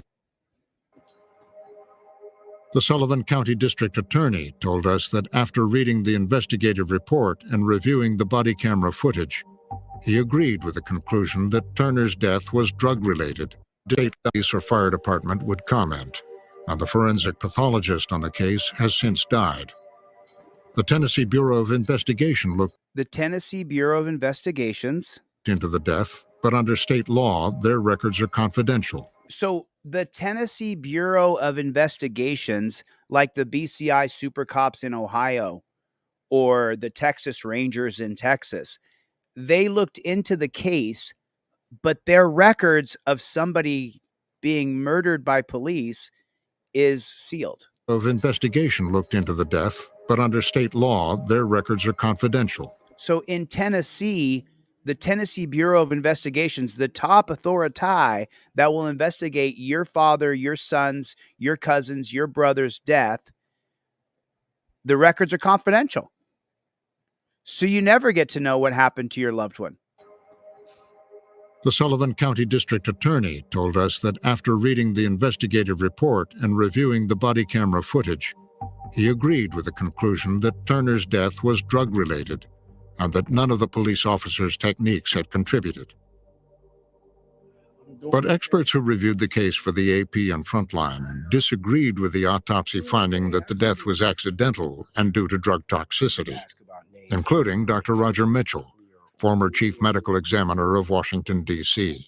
The cause and manner of death that was established by the original medical examiner suggested that the drugs that were in his system, as well as his underlying heart disease, was his cause of death. But I challenge a notion that he died from a drug overdose and a heart disease when he strapped face down with a spit hood on his face and being pushed into the soft padding of a stretcher. How would you have ruled it? Based on what I saw, I would rule his case a homicide. I would suggest that his death was contributed to by another. And when you have any individual that is in altercation with another and you believe that that is contributory, then that case should be designated as a homicide. When an autopsy is done, a pathologist will decide on what's called the manner of death, which is homicide, accident, natural, suicide, or undetermined. Homicide doesn't mean that the officers did anything wrong by itself. It just means that the medical examiner is concluding that, but for the actions of the officers, that's what caused this death. The manner of death does not imply guilt. You see the way that those determinations are so important to whether a case really has much accountability or not. When you don't label it a homicide, you are then less likely to receive justice in a system that typically will investigate it if it's a homicide. One of the findings of our project is that a majority of our cases, the medical examiner ruled they were accidental, undetermined, or natural. Of the 957 cases for which the AP had documents indicating the manner of death, 28% were classified as homicide. There are some medical examiners that believe when law enforcement is engaged in an altercation, that intent must be established in order to call it a homicide. I don't hold that school of thought. If those actions led to the death, then I will call those cases homicides and then allow for the legal system to determine whether or not there was an intent or not that legally needs to hold them liable. One of the main findings from the database is that the death toll fell disproportionately on Black people. Non-Hispanic Black people made up a third of the 1,036 deaths examined. despite representing only 12% of the U.S. population. One case that drew protests and concerns was the death of Jameek Lowry in Paterson, New Jersey, a city with a history of tension between law enforcement and its Black residents. He was really outgoing and a goofball. Every morning he had a routine. He called. So let's do something here, and I want you guys to join me as we do this real quick. We can come right back to this video and keep watching it. We're at 19 minutes and 45 seconds. But if what I want to do right now is I want to go over to this page on Reddit, and it's called Ask Law Enforcement. That's the name of the Reddit page. And what I want to do is I want to ask them why they won't have any sort of real debate with, it's Ask LEO. Ask LE is the name of the community. So here's Ask Law Enforcement. And I'm going to openly identify myself here so that they know who's talking to them. Okay. So can I don't think, obviously I'm not a member here. I'm not a member of this. A good place to ask law enforcement related questions that you would not get answered anywhere else. And this is a Ask Law Enforcement. Okay. So where can I post here? Create a post. Okay.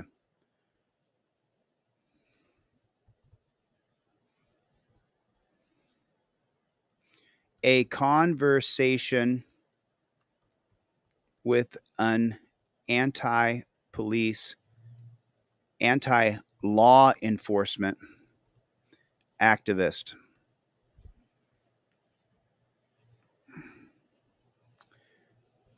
I am Delete Laws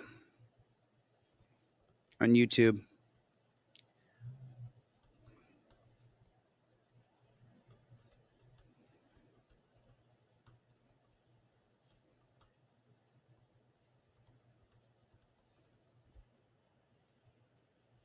Who's willing to talk about policy,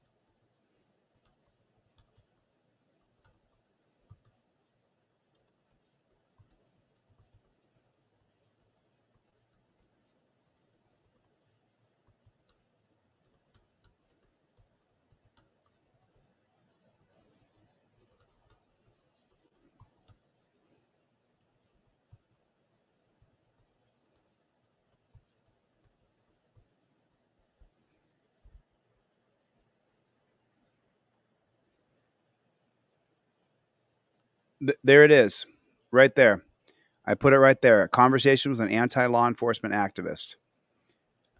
I am Delete Laws on YouTube. I'd like to have a conversation with any of you. Any cop who's willing to talk about policy, procedure, and protocols that you've signed up to do and agreed to do to us. Over half of us hate you cops. Well, let's talk about the reasons why. I'll give you a hint. Policy, procedure, and protocols that are barbaric, inhumane, and brutal. Challenge. I'm easy to reach. I've been a cop for 11 years for a large New Jersey. Over the years, the morale has gone to the gutter. The good cops get jammed up. The shitty cops skate under the radar. Nepotism favors run wild. The admin loves to micromanage and come up with new ways to screw patrol guys. I have 11 years. I'm 42. If I resign, where do I go? It's just so unbelievable that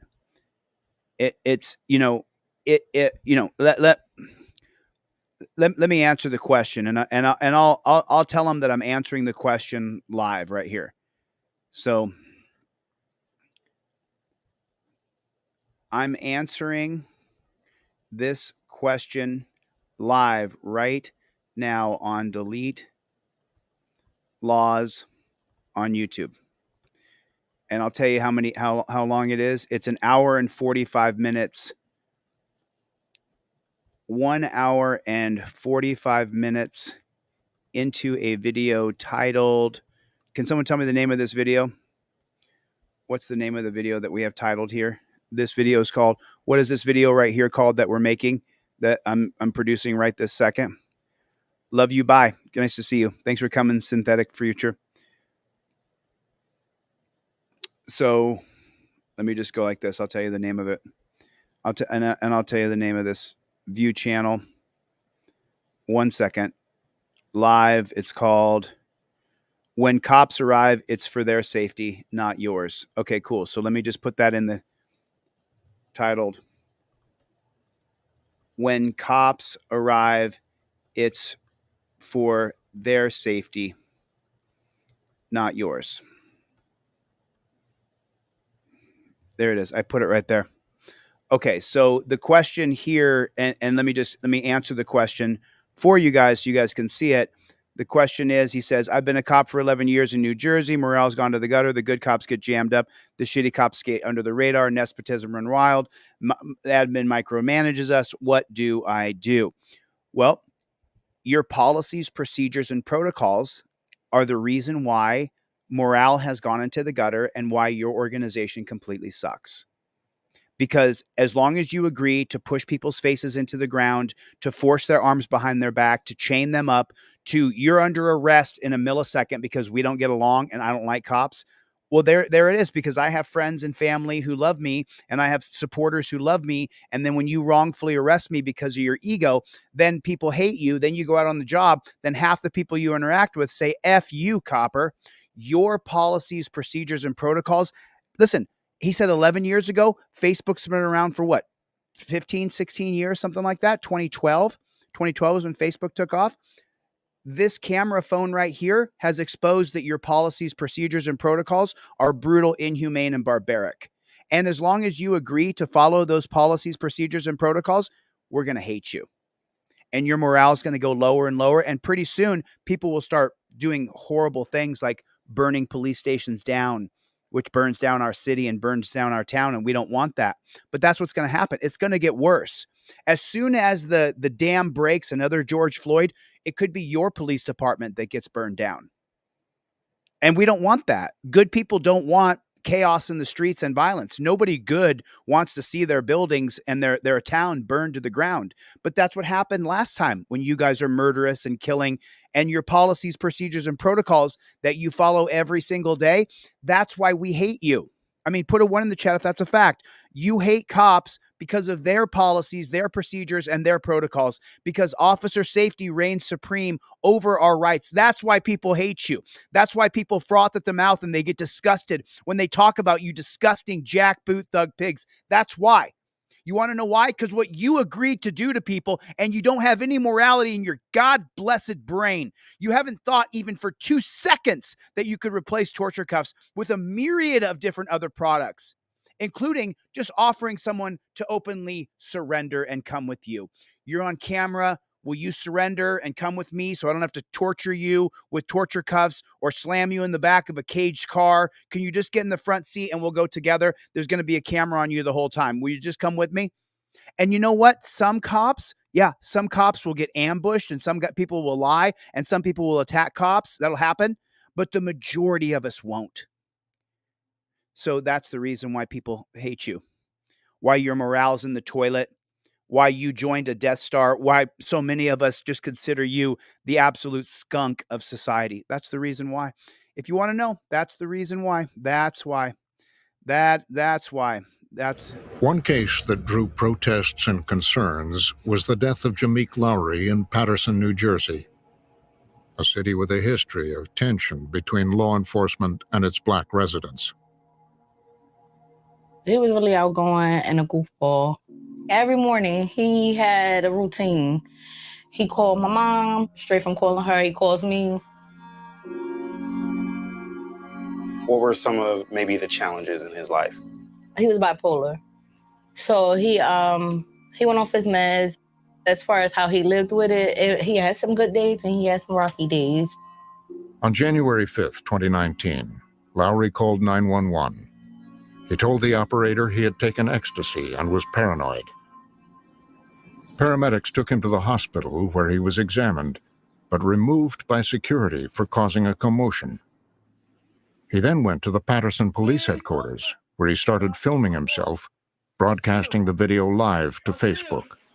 Yo, they trying to kill me. They trying to kill me. Can I get some water? Please. The officers remained at a distance. Please don't kill me, officers. Please don't kill me, boy. I love you, boy. After several minutes, the live stream ended. He's dead. It is not entirely clear what happened next. The police called for an ambulance to take Lowry to the hospital, but by the time he arrived, he was unconscious. We rushed up to the hospital.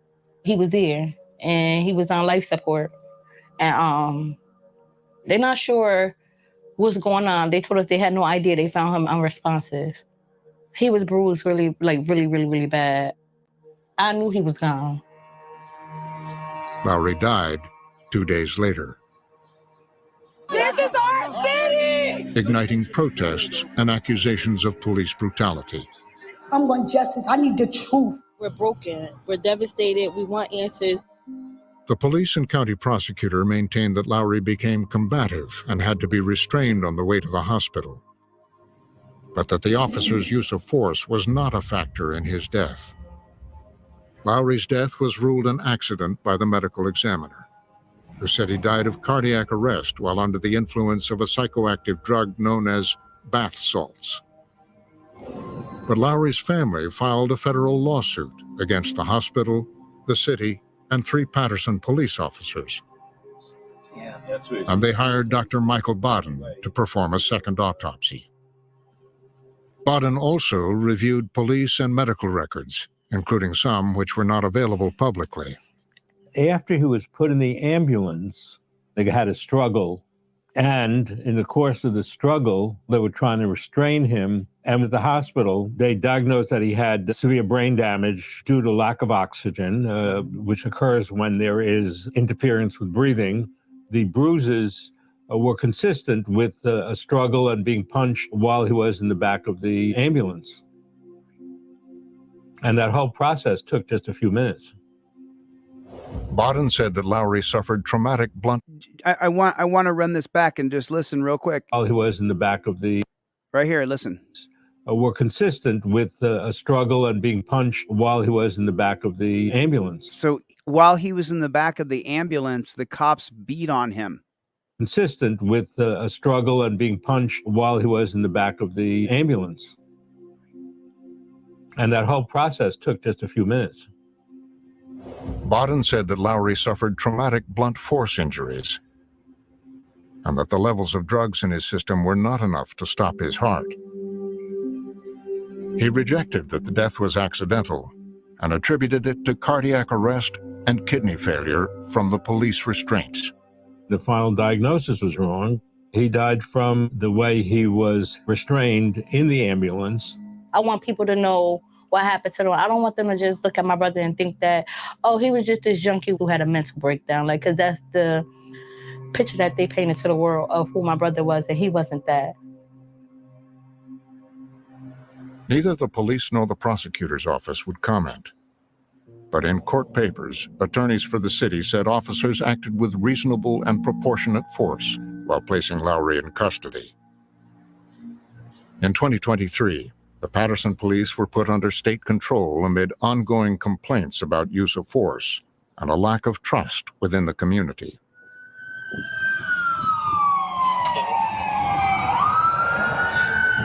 As with Jameek Lowry and Hunter Turner, over and over in the database, reporters found cases of police having to respond to people in medical and mental health crises, situations law enforcement is often not trained to handle.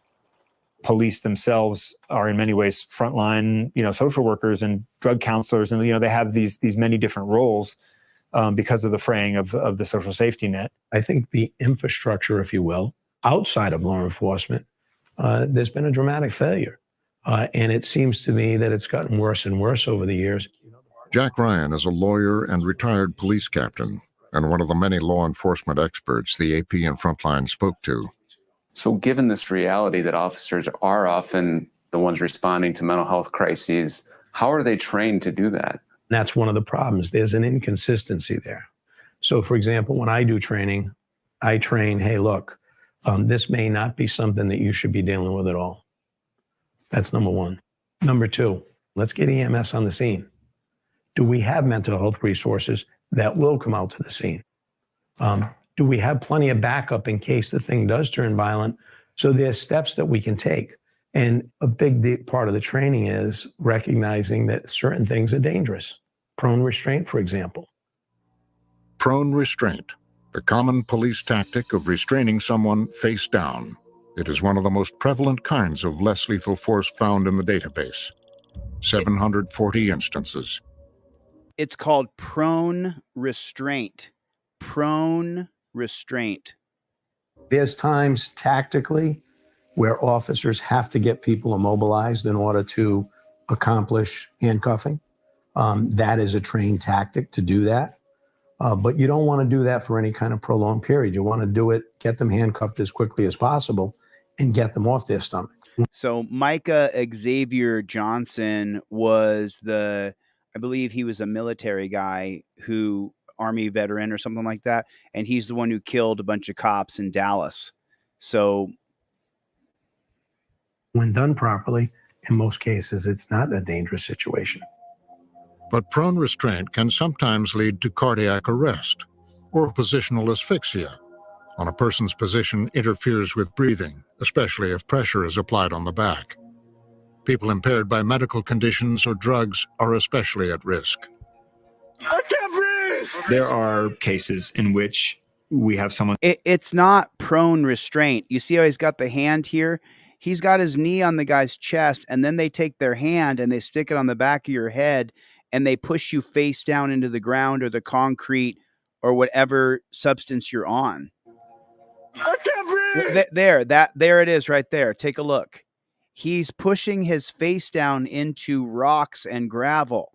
So the coppers, do you see what you're doing to people? Do you see this? This makes you an asshole.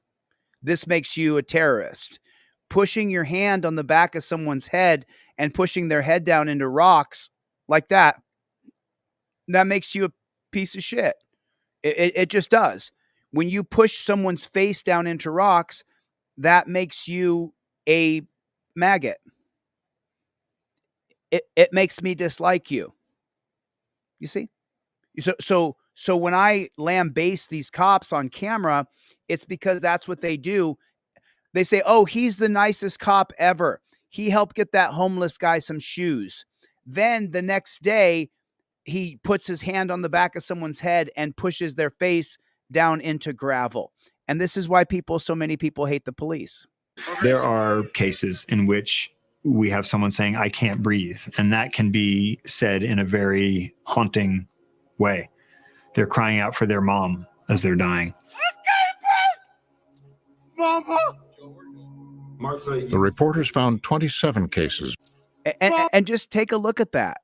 Look at human beings dogpiling another person.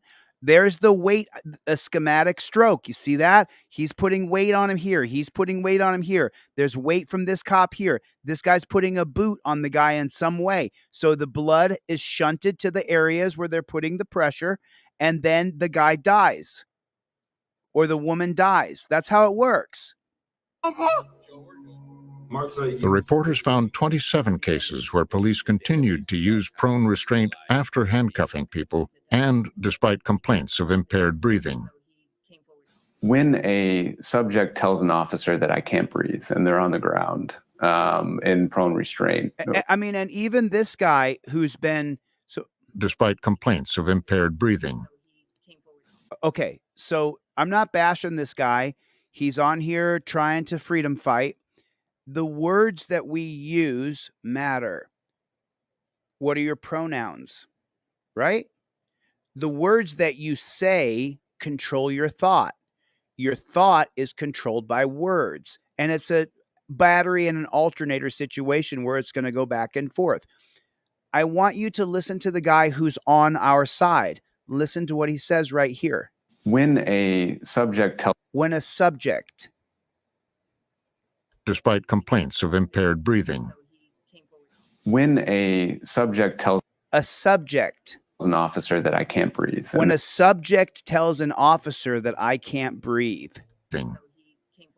When a subject tells an officer that I can't breathe. And you are not a subject. You're a person. The idea of calling people perpetrators, subjects, suspects, when we change the label of humanity, law enforcers are now over the line, mark it 0. Law enforcers is the biggest problem we face. Rights protectors would be on our side. When people are saying, when the subject is saying he can't breathe, when the human being is saying that they can't breathe, you're not a subject, you're a person. And this is part of the dehumanization that police do to us. they're on the ground in prone restraint. How should officers respond to that? The officers should treat that as they can't breathe. One of the things, one of the biggest myths out there is that if a person's talking, they're breathing. A lot of times we see things like officers saying they were still actively resisting. What officers perceive as active resistance, that thrashing about, may be unconsciously fighting for air.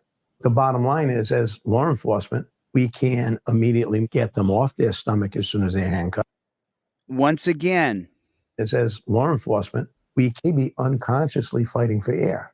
The bottom line is, as law enforcement, you're not a law enforcer. There's no law enforcement certificate. It's a peace officer certificate that they sign. But once again, if we keep on allowing them to call themselves law enforcers, then they're going to enforce the laws on us instead of protecting our rights. Get rid of that stupid star and get a peace symbol on there. Change the uniforms from black to white. Change the cars from black to white. Stop hiding on the side of the road to get us. How many rape kits in police departments across America are not being investigated because there's no money in it? They would rather send the cops out to hide on the side of the road to give you a ticket than investigate the rape kit because there's no money in it for them. The cops are the most selfish, self-centered bastards that there are in our country. And it's not even remotely close. It's not even kind of close. we can immediately get them off their stomach as soon as they're handcuffed, put them on their side, which should enhance breathing. We call that a rescue position. In about half of the incidents where prone restraint was used, the reporters found that officers didn't promptly turn over the person once they were handcuffed or under control, despite decades of warnings within law enforcement about the dangers. Even the people on our side are calling them law enforcers. It has to be changed. Although there is no national law or rule book on using prone, in 1995, the Department of Justice warned that pinning someone face down could restrict breathing. It later advised police departments to develop policies to prevent positional asphyxia. There were warnings that have gone out years ago, and there are some training centers that have been teaching it for a long time, that when you put somebody in prone, you have to be careful to avoid positional asphyxia. The AP looked at how officers are trained in prone restraint around the country. I wanted to understand what sort of training officers had. Did they understand that if you hold someone in that position, they might have trouble breathing? Training for police officers in the United States is inconsistent. It's different in every state. It's different in every community. I've looked at the agencies across the country. They're called POST. It's Peace Officer Standards and Training. And they all oversee what officers get training in. The AP reached out to agencies in every state. 27 responded. 10 of them said they don't require positional asphyxia training. 17 did. But even with training, the AP found cases in which officers repeated errors that experts have been trying to eliminate, as was the case in Sylvester, Georgia, of Terrell Allen Clark, a 47-year-old long-haul truck driver with a history of heavy cocaine use. so because he's used chemicals, then he's going to be downgraded as somebody who we should deem not worthy of life. That's what should happen. We should deem him not worthy of living, right? Because he was a heavy. So we're at 29 minutes on this video. We're going to come right back to it. I just want to jump this in real quick. Filed this complaint after she claims she was fired for blowing the whistle on Tony Mitchell's demise. Now she's the second former Walker County jailer to sign a plea. Karen Kelly filed this complaint after she claims she was fired for blowing the whistle on Tony Mitchell's demise. Now she's the second former Walker County jailer to sign a plea deal. Tony Mitchell died after being held for 2 weeks at the jail in January of 2023. Prosecutors argue the lack of care while being held in what's called the drunk tank factored into his death. Kelly worked 8 night shifts during Mitchell's time in the cell. She claims to be the one who leaked the video we have, there you see it, showing deputies carrying Mitchell's motionless body on the day he died. This agreed to plead guilty for her role in the case. Today, her lawyer said, "My client has accepted full responsibility for her minimal role in this tragic death. The culture of the Walker County Jail was such that she could do little to help this inmate without fear of reprisal." Now, news of Kelly's plea comes a day after another former Walker County jailer was in court. Joshua Connor Jones has also signed a plea deal in connection with Mitchell's death. His lawyer predicted at least half a dozen more arrests in the case. Joshua Jones's guilty plea date has not been set yet. Karen Kelly will make her first federal court appearance on September the 12th. So if they were carrying dead bodies out of your house, out of my house, if we were carrying a dead body out and we collectively made sure this person didn't get the water or food that they need to live, then you and I would be put in prison for decades, maybe for life. But these people get to make a plea deal. These people get to make a plea deal because they work for the government. Look, they're carrying a dead body out. 17 did. But even with training, the AP found cases in which officers repeated errors that experts have been trying to eliminate, as was the case in Sylvester, Georgia, of Terrell Allen Clark, a 47-year-old long-haul truck driver with a history of heavy cocaine use. In October 2016, a woman called 911 and said that a paranoid man was banging on her door. Sergeant Adam Solinsky was the first officer on the scene. Pulled up and the guy came from around the house, called him over to the car, started talking to him. Come on right over here. Come right over here. Yeah, tell him to call the police. Come right over here. What's going on? I need some help, sir. You got anything on you? No, sir. Put your hands right here. Put your hands right here. What's going on? Huh? Solinsky, who is now a lieutenant with the county sheriff's office, was one of the few police officers willing to discuss the events leading up to the death of someone he tried to restrain. Went to try to put him in cuffs, and he went to fighting. Hands on the car. Don't move. You hear me? Yes, sir. I'm scared, man. I understand, but you need to stay calm, okay? All right? We're going to put... There's that southern accent. You got to stay calm, okay? Well, I put you in torture cuffs. the cuffs on you. Okay. I didn't do nothing about it. I know, but you got to stop. You got to calm down. All right? Stop. Calm down, man.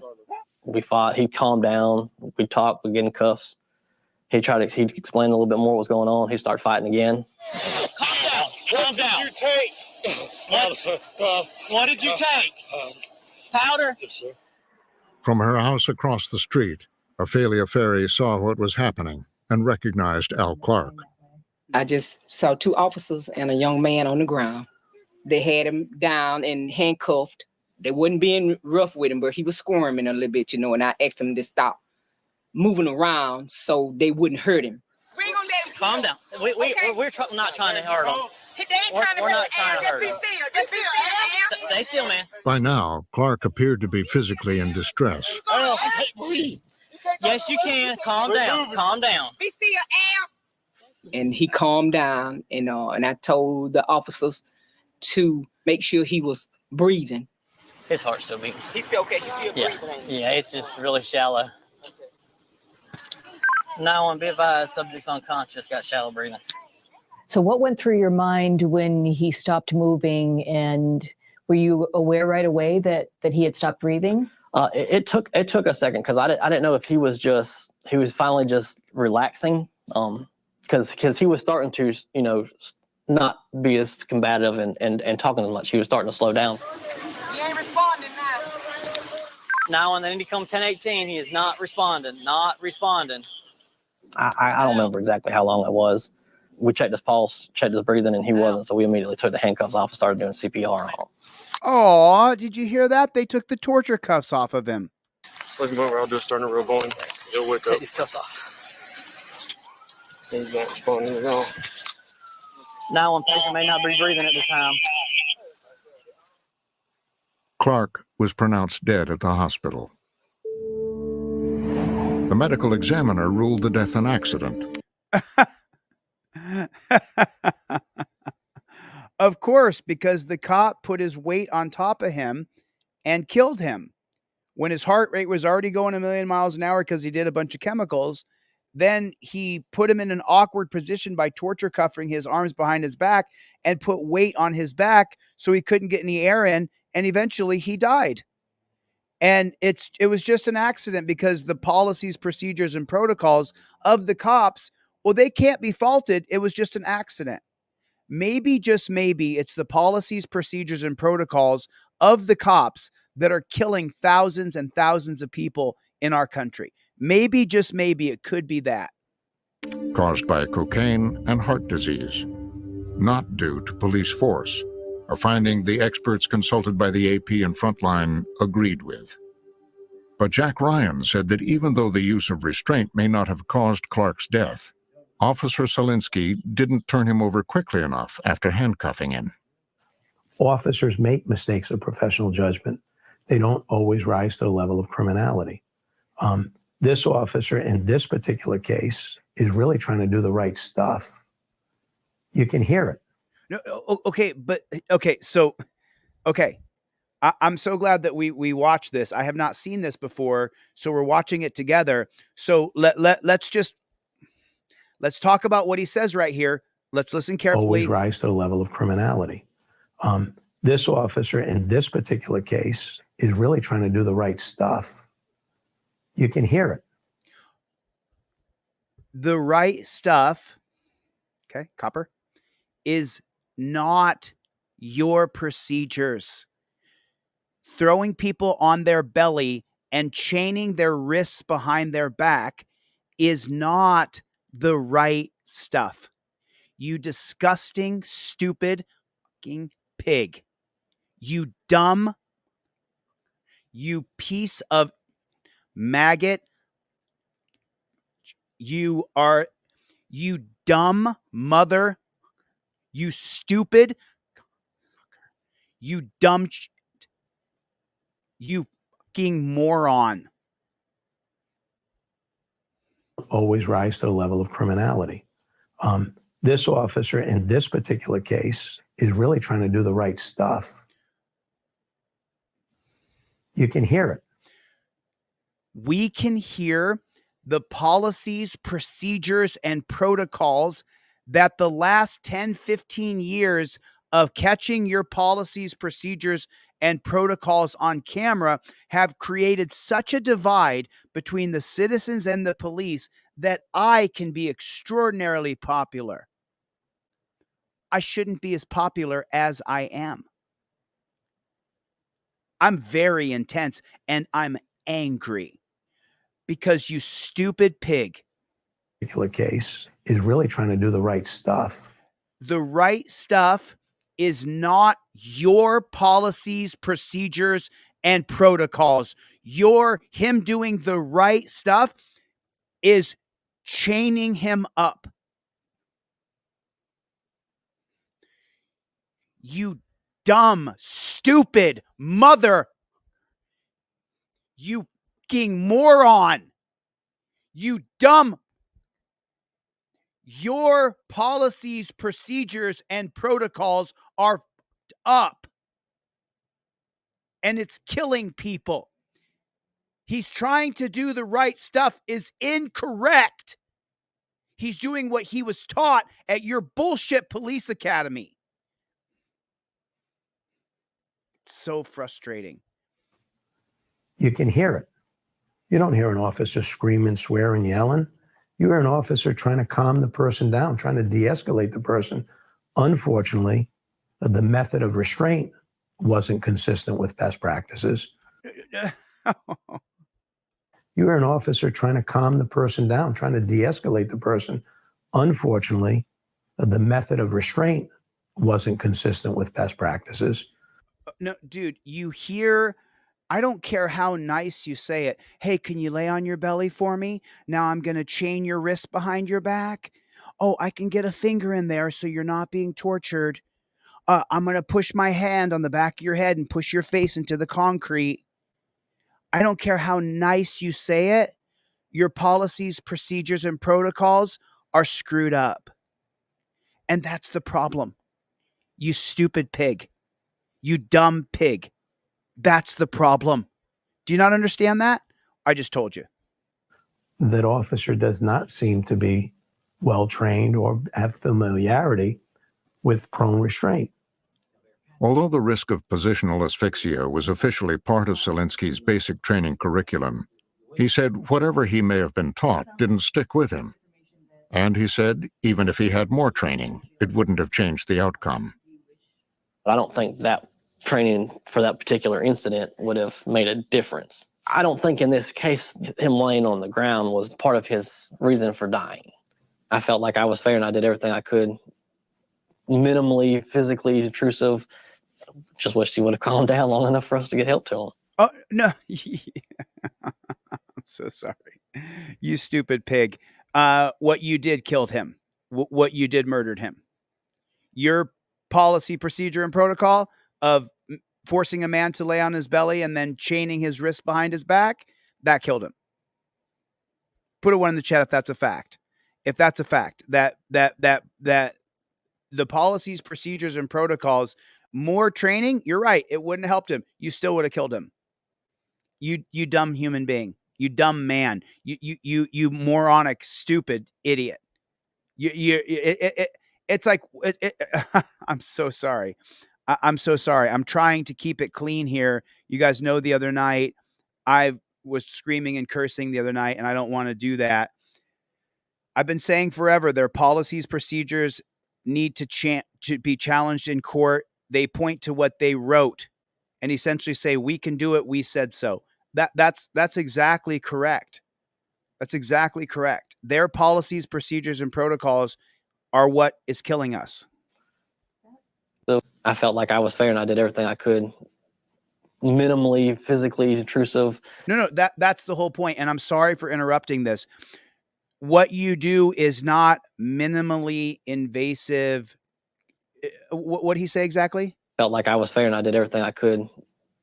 Minimally physically intrusive. Minimally physically intrusive. No. For the cops out there, what you do to people is brutal, inhumane, and barbaric. Yeah.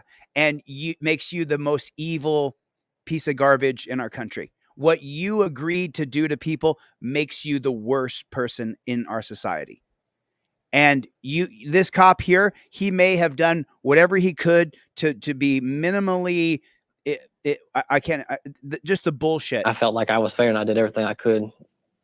Minimally physically intrusive. Minimally physically intrusive.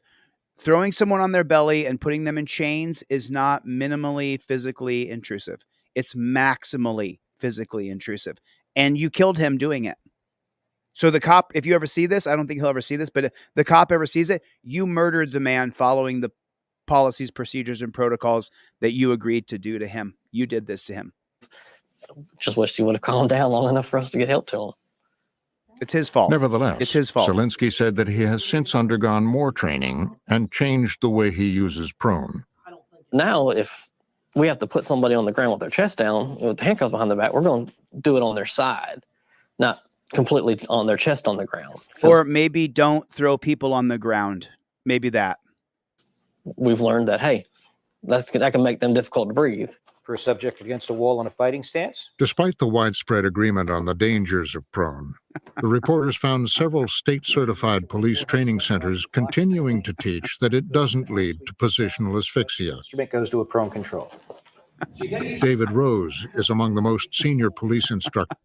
I'm so sorry. Listen, I turn 50 next month, but I've fought my whole life. You beta male cops taking your kung fu training. If I decided to unleash on you, I could beat the shit out of you. Like that. You guys are such wussies because you're not using the best weapon you have, which is a camera, your ability to retreat, and the public backing you because you're not beating people. You're putting a tracking device on their car. You're filming them, giving them a chance to cooperate. And then you win the public over because you're not dogpiling people and trying to put them in prone position as you shackle them like they are a slave from 1850 and their Kuta Kente. This is the reason why people hate you cops, because you show stuff like this, but none of you could do that to me. There's maybe 1% of cops who could even beat up this old man. I'm old, and I could beat the piss out of most of you because most of you are beta males. You need to be told what to do by other people, because if you weren't a beta, you wouldn't have to be told what to do by other people. So I just laugh at these. Look at this old man's moves. Watch him. Training centers. Watch. So look, it's like bullshitos with this. Dangers of prone. The reporters found several state-certified police training centers continuing to teach that it doesn't lead to positional. Watch. Certified police. Watch the guy with the baseball bat. Watch him. Watch the guy who's got the baseball bat. Just watch this. Police training centers continuing to teach that it doesn't lead to positional asphyxia. Instrument goes to a prone control. David Rose is among the most senior police instructors in California. David Rose, I could beat the shit out of you in 2 seconds. We're in the real world. We're real world practitioners. So we're dealing with a real world problem. He has trained generations of officers that prone restraint is safe. Look at the guy. Look at the guy he's doing it to. Look how he cooperates. He has trained generations of officers that prone restraint is safe. The mere fact that you put somebody in a prone position is not going to kill them, absent some other factors. And no, it is killing them, you dumb shit. As the studies have shown, putting weight on a person's back in the prone position does not lead to them expiring. Yeah.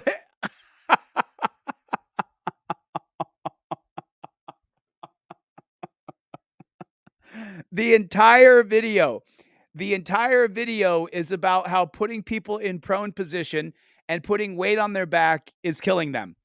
And now you're going to listen to this old pig here. Absent some other factors is not.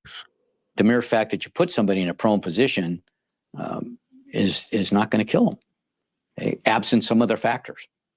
And as the studies have shown, putting weight on a person's back in the prone position does not lead to them expiring. Yes, it does. Yes, it does. Putting people on their belly and then chaining their wrists behind their back and putting weight in the middle of their back or putting too much weight on their legs and their thighs and their butt and their arms, it kills them. Yes, it does. You stupid old pig. It kills them. It kills them. It's killing us, killing our people. It is killing, murdering, death, dying in the streets because of filthy pigs like this one right here. But remember, everybody's going to listen to this old timer. The studies are showing it doesn't kill anybody. The studies are showing that it does. The studies are showing that it does kill people. You fucking piece of shit, low life. You scumbag. I'm sorry. I'm trying not to curse or use any bad language. Okay, unless it's enough that it can actually really squash them. No, it doesn't have to be enough to squash them. It's enough to give them a stroke and they die, you dumb shit. And if that was true, every football game, we'd have bodies laying on the football field. Is there? No, that is so stupid. That is so stupid. When you get tackled in football, your wrists are not chained behind your back so that it changes your entire. Look, this is my arms behind my back. Has my body position changed? Yes, it has. You can see it. My whole body position has changed when my wrists are tethered together behind my back. Football players are not going down under a dog pile with their arms pinned behind their back. You stupid old pig. You dumb shit. You liar, you fraud, you charlatan, you evil demon. Expiring. Okay, unless it's enough that it can actually literally squash them. And if that was true, every football game, we'd have bodies laying on the football field. No. Football players are not having their arms shackled behind their back. No, that's not happening. Is there ever an instance where they're having trouble breathing? There is a thing called agonal breathing. And we were told years ago, if they're talking, they're breathing. We now teach cops, you can sort of tell. You can tell agonal breathing is pretty unique. It wouldn't be. We're now teaching cops you can sort of tell. Someone saying, I can't breathe. I can't breathe. And then you go, okay, let's get this guy into custody quick and get him rolled on his side, okay, and get medics in here to treat him. Like many experts we consulted, Roger Mitchell disputed Rose's claims on the safety of prone and took particular issue with his football analogy. Individuals that are football players, these are athletes. They also have protective equipment on. So this notion that those are the similar circumstances to an individual that is being placed on their stomach and wrestled down and placed in these positions with law enforcement, to suggest that those are similar circumstances is a faulty analogy. Determining the impact of any one form of less lethal force is difficult because multiple techniques are often used in tandem. Officers will generally get a person on the ground in prone so that they can handcuff them.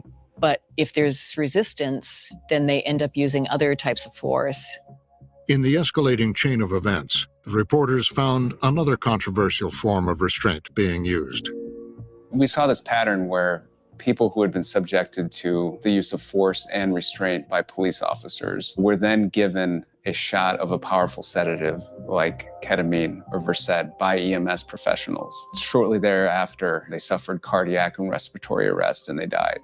The sedatives are administered by paramedics, sometimes encouraged by the police, and supporters say it helps quickly deal with behavioral emergencies and is safely given thousands of times a year.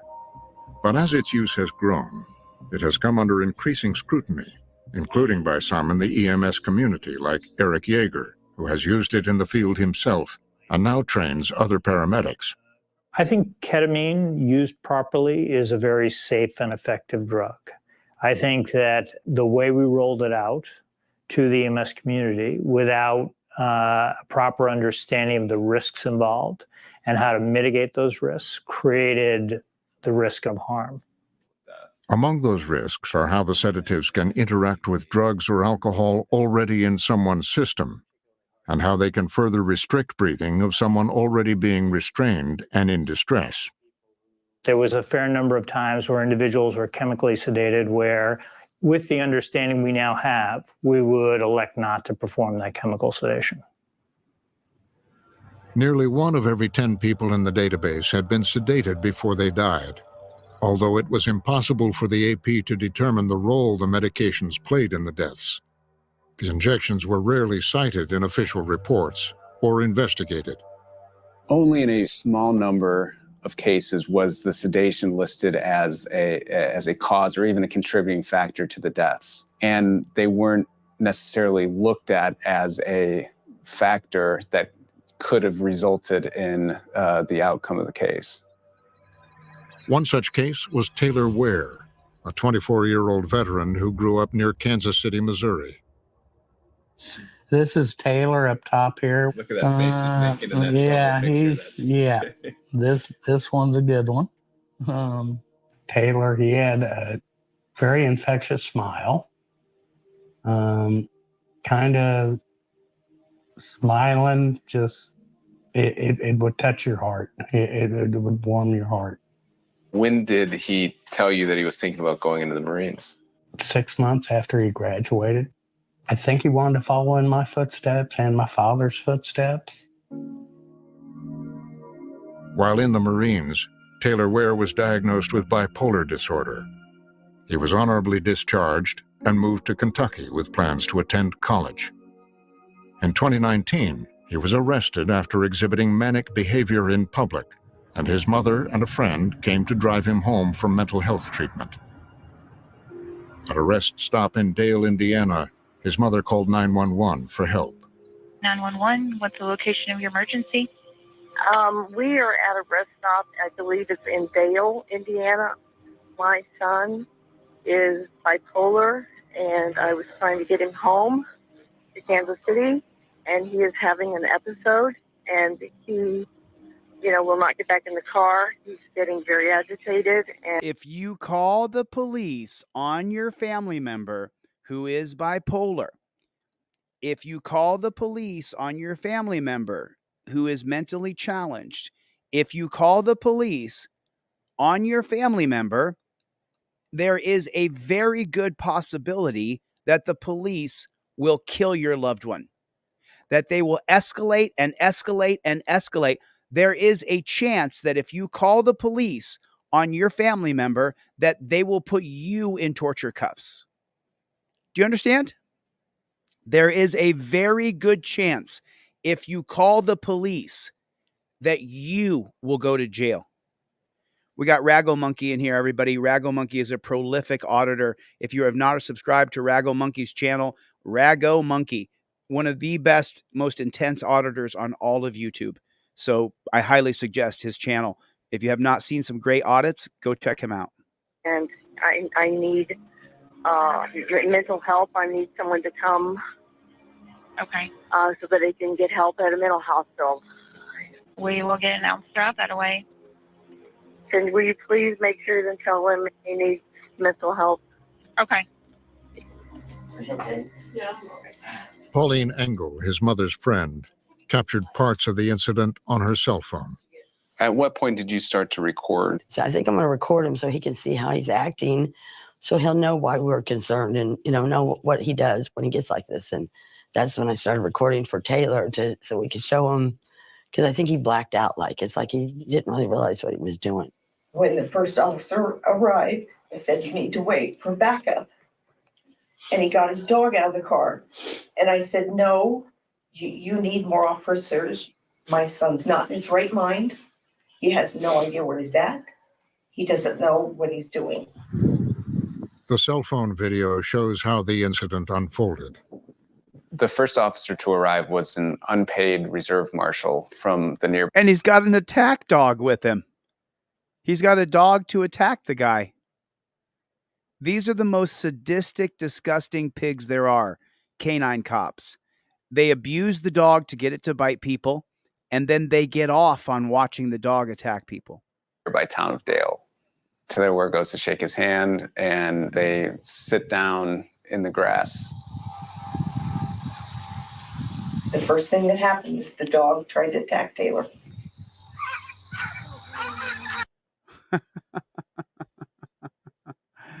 The dog tries to attack him. This cop can't restrain him because he's abused him and treated him so badly that it's a bad dog. And that set him off. Yeah. Why is the dog going crazy? Is he doing something? I was like, He eventually gets up and he starts walking away. And the officer and his dog follow Taylor. This is the bad part. This is the bad part, where he's going to have the dog attack the guy who's just having a mental episode. Officer says that Taylor Ware pushed him and started running away, and that's why he released his dog. Oh, God, stop. Engel's footage doesn't show the confrontation. Stop! But a few frames capture the officer's dog taking Ware down. Oh, my God. Stop, Taylor. And the worst part is that the people are screaming at the guy being attacked. Taylor, stop! Taylor, stop! It was the pig with the dog that did this. He didn't need to have an attack dog out there to have a one-on-one conversation with another human being. And Taylor was about 60% the size of the cop. If you take a look, the cop is twice as big. Take a look. That cop is way bigger. Look, he's a bigger physical man than this guy. The dog. Why is the dog going crazy? Is he doing something? I was like, look how big the cop is compared to the guy who they're over there to do a welfare check for. Remember, this is a welfare check. This is a welfare check. He eventually gets up and he starts walking away. And the officer and his dog follow Taylor. This is the bad part. The officer says that Taylor Ware pushed him and started running away, and that's why he released his dog. Oh, God, stop. Engel's footage doesn't show the confrontation. Stop! But a few frames capture the officer's dog taking Ware down. Oh, my God. Stop! Taylor! Oh, no. Taylor, don't! Stop, please! Let go of my dog! Let go, please! Let go of my dog! And let the dog attack you. Just let the dog bite you. Oh, my God. Why don't you get the dog off of him, you piece of shit? Oh, my dog! Now you're punching the guy for grabbing your dog that's biting him. Oh, God. Stop, please! Please stop! He's not fighting him. He's not fighting his dog. A second officer on the scene, who said that Ware had spat at him and tried to grab his taser, shocked him 3 times. Dog off. Oh, my God. Oh, the taser. Oh, God. I mean, just hold on. Just take a look at this for a second. Just take a look. One man is using a dog to attack the guy. The other guy is taking a taser and electrocuting him with 50,000 volts. And these are the people who are paid to protect and serve. Look at what they're doing to this man. Look at what they're doing. One guy has a dog that's biting him, and he's hitting the guy for trying to defend himself from the dog. The other cop has a taser that he's electrocuting him with.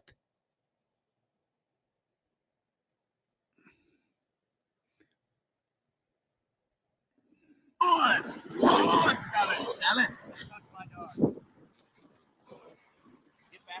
Call 911. We need backup. Another officer arrived You're going to call more cops? She's going to agree to call more pigs? and helped handcuff Ware. A paramedic gave him a shot of ketamine. What's that? Ketamine, I don't know. I'm guessing it's a sedative. Oh no, they're going to kill the guy. They have, I count 1, 2, 3, 4 cops on top of him. 4 cops on top of him, but you can't restrain him. Maybe we need different tools besides torture cuffs. What, I mean, is this mind-blowing? Maybe we need different tools besides torture cuffs. Mind blown. Maybe we need actual straps, so when people do this, you can just strap them up exactly as they are. Because you're not going to get a guy's hands behind his back who's really tough and really on one. Unless you destroy him, tase him, kick him, stick him, dog him. You're not going to get a guy's hands behind his back. If I wanted to resist, I'm pretty strong. You're going to have to really hurt me to get my arm behind my back. What do you think's going to happen from here with 4 guys on top of him, making him use all his energy, and then you're going to stick ketamine in him? It's a sedative. Oh, they're going to give him a shot. Okay. And the woman just is agreeing to it. Oh, they're going to give him a shot. Oh, okay. And here's a close-up of the disgusting maggot. That's the canine pig. This is police body camera footage. After they gave him the sedative, he was then put on a stretcher. Shortly thereafter, they noticed that, he was not breathing. Same thing every time. Shortly after we beat the shit out of him, bit him with the dog, tasered him, then put drugs in him, we're shocked he's not breathing. And they rushed him to a hospital. Pauline Engel continued to film when the first responding officer approached her and Taylor's mother. I wish maybe we should have just waited and let him sit there, because I think. Well, the thing is, he's walking towards traffic, and then he started messing with that car, and he came up to me and went like that to my chest. Yeah. And that's an assault. And so I gave him a lawful order to stop. He ran. Classic textbook dog deployment.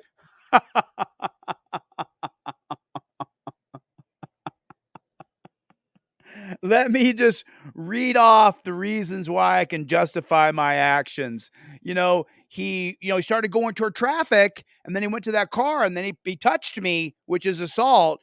Classic dog deployment reason right there.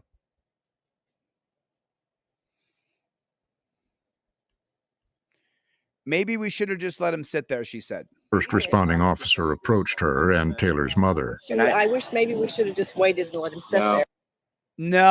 No, we shouldn't have just let him sit there. He's dead now, but no, we did everything right. Because I think. Well, the thing is, he's walking towards traffic, and then he's walking toward traffic, and then we're so used to acquiescing. Yeah. Started messing with that car. He started messing with that car. Assaulting the people in the car, hurting the car. Why is a car an inanimate object that only has a dollar amount to it? Who cares? We care about Taylor, not the car. And he came up to me and went like that. He came up to me and went like that and put his hand on me. My chest. Yeah.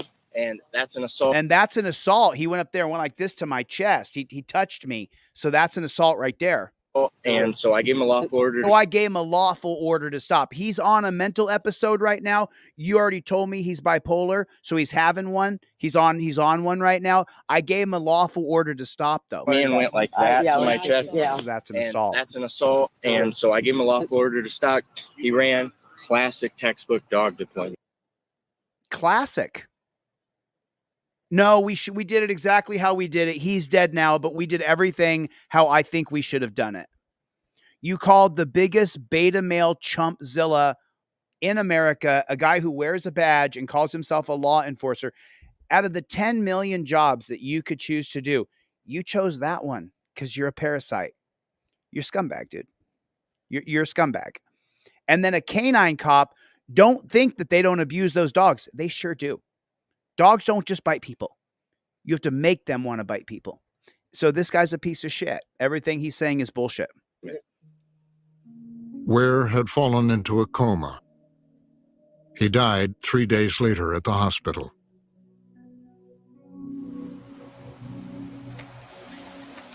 The Indiana State Police said they investigated the case, so we filed a request for their full investigation file. And they told us that all of those records were confidential.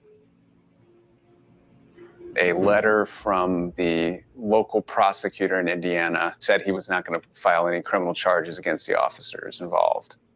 Of course, the prosecutors and the cops work hand in hand. The cops call the prosecutors their backup. So if the cops and the prosecutors are working together Monday, Tuesday, Wednesday, Thursday, Friday, Saturday, Sunday, if they're working together 24 hours a day, 7 days a week, and then when they get a call about a cop who murdered someone, we're not going to prosecute this. The cops and prosecutors are thick as thieves. They're like your crossed fingers. They're bread and butter. They're together on everything. We need a third-party agency that prosecutes police. Or more of this. More of this. We're not going to prosecute this.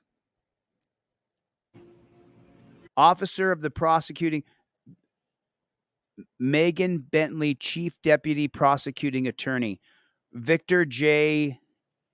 Ippoliti, Prosecuting Attorney. Sergeant Robert Garner, Sheriff Kelly Renke, Chief Jason Overfield, Chief James Falkenberg, Chief Gary Cooper, Chief Scott. A letter from the local prosecutor in Indiana said he was not going to file any criminal charges against the officer. No reason to hold any of the officers accountable.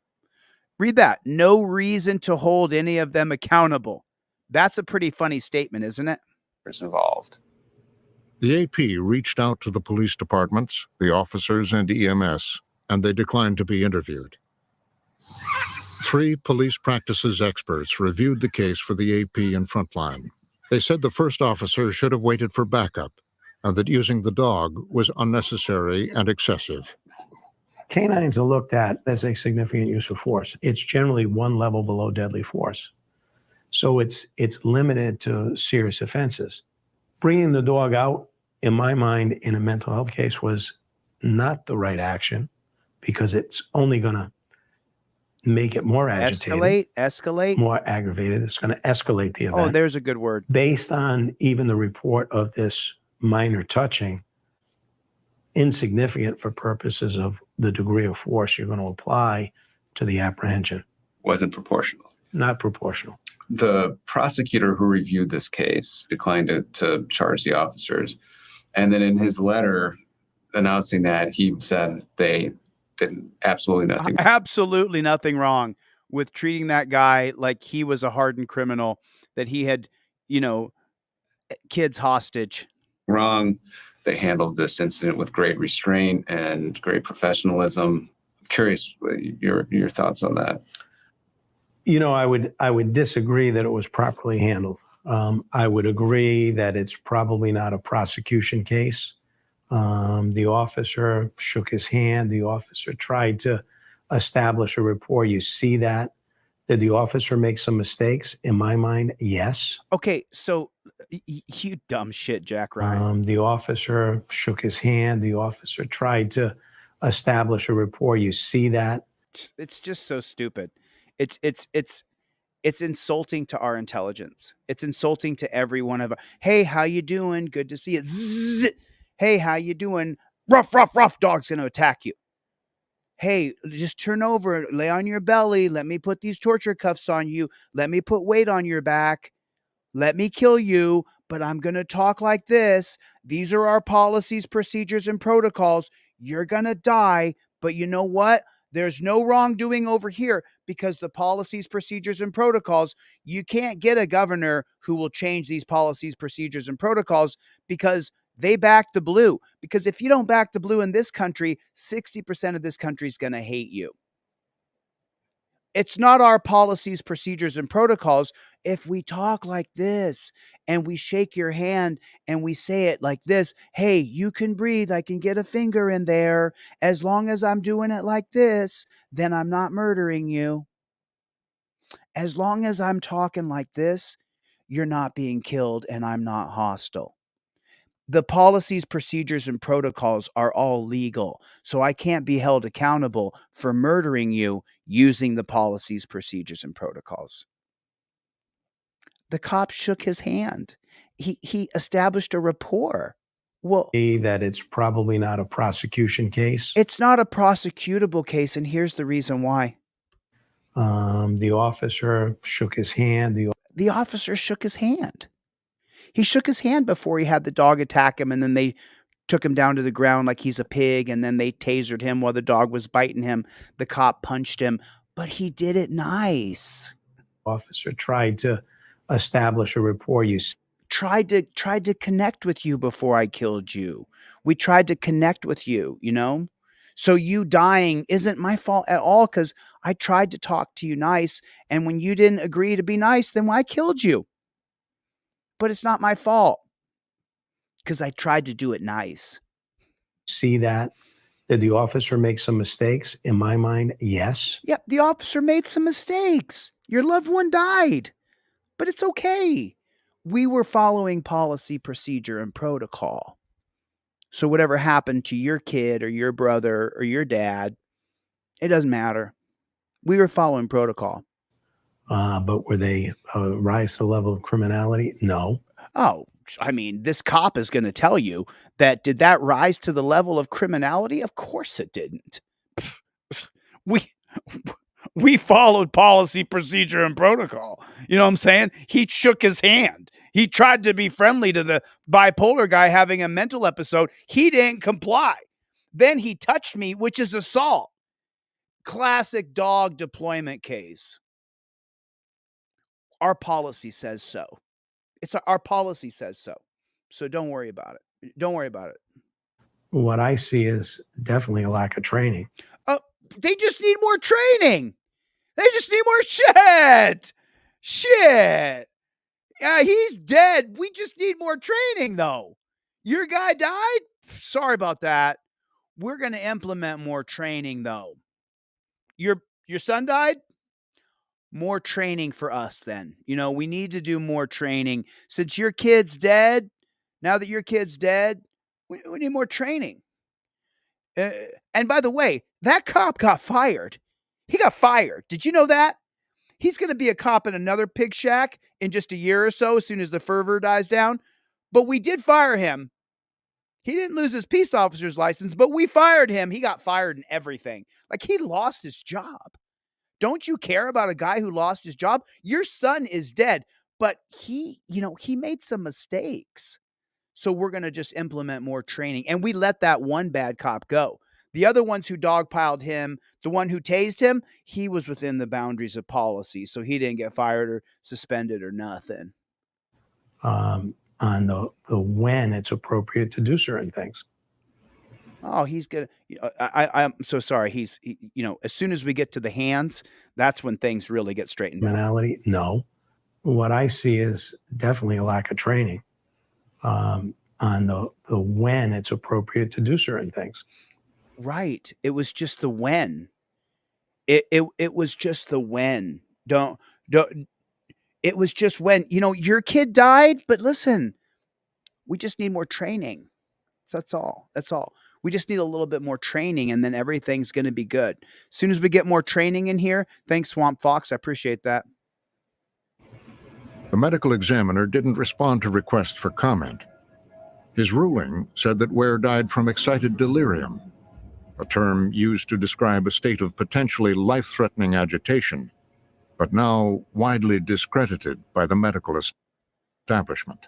So, in case you don't know, excited delirium is a term that was created by the police.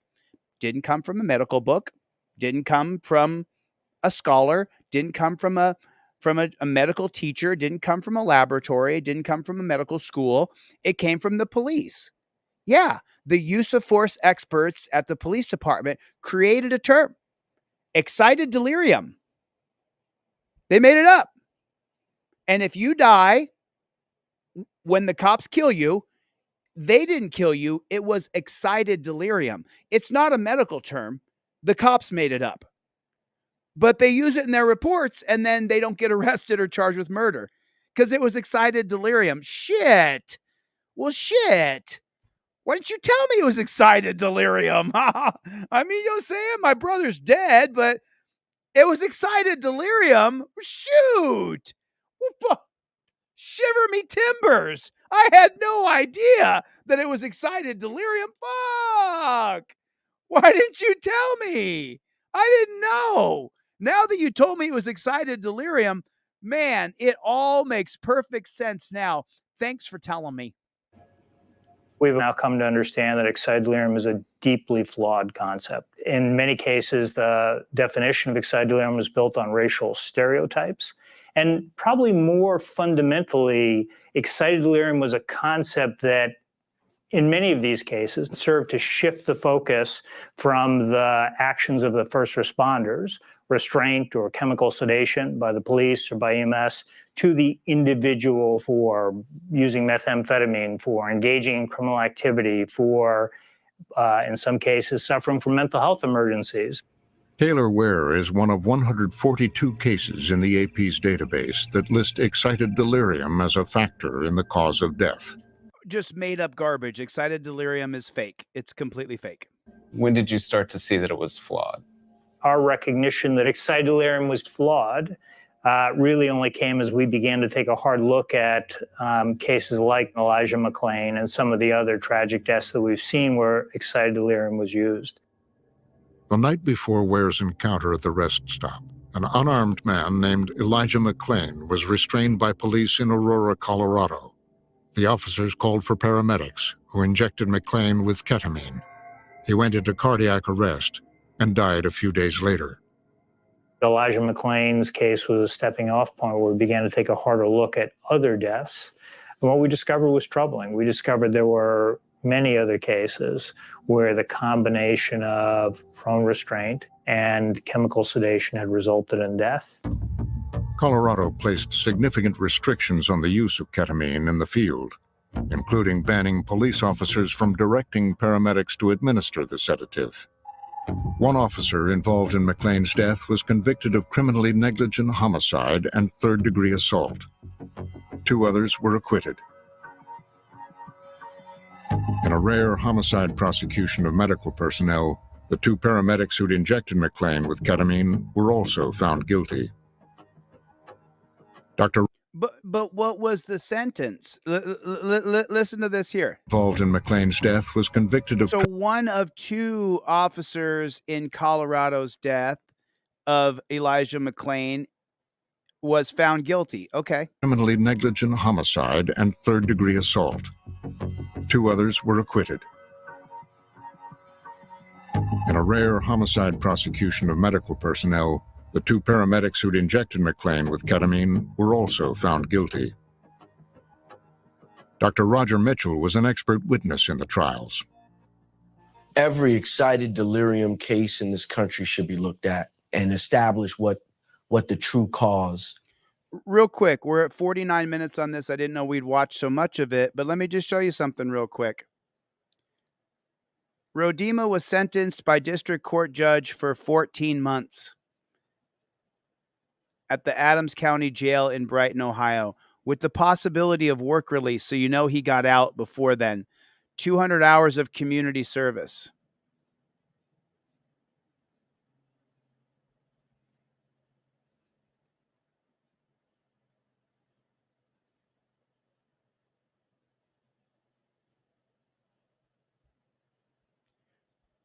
Rodema was sentenced to 14 months of work release in January. Oh, there it is. And began serving that sentence in March. Under work release, Rodema is allowed to leave the jail during the day in order to go to his job, but he must return after work and spend nights and weekends in jail.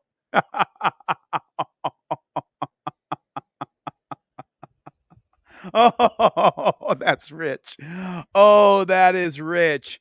That is rich. The cop who did that to Elijah McClain, did you know that I was in jail for obstruction for filming a cop, and that it was called house arrest. House arrest called me and said, hey, we want to see if you're eligible for house arrest. I have a house, the whole thing. Then after I jumped through all the hoops of house arrest, they said, you're not eligible for house arrest. The sergeant has determined that you're not eligible for house arrest. But the cop who murdered Elijah McClain,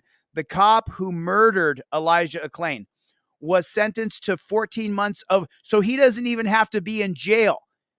He gets to go to work all day, go to sleep there, and then sleep in jail on the weekends for 14 months. Ex-cop Randy says jail is too tough, seeks home detention. What? And then he got it, by the way. Rodema says he's depressed and paranoid, sleeping poorly, and has lost 30 pounds since starting work release. Oh, my God. The sole pig who killed Elijah McClain, seeking to change his sentence of 14 months work release to in-home detention. When was this written? This is June 3rd, 2024. Former officer Randy Rodema was convicted on the assault and the killing of McClain. 14 months of work release. So this was in June. Now we're in August. So let's put his name in here and see what pops up. Can you guys see this? I hope you guys can see this okay. So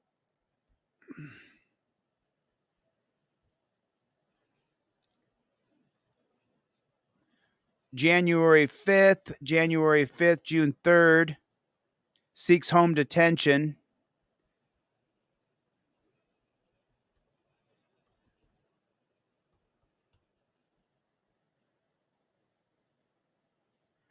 Police officer sentenced in Elijah McClain's death wants out of jail due to stress.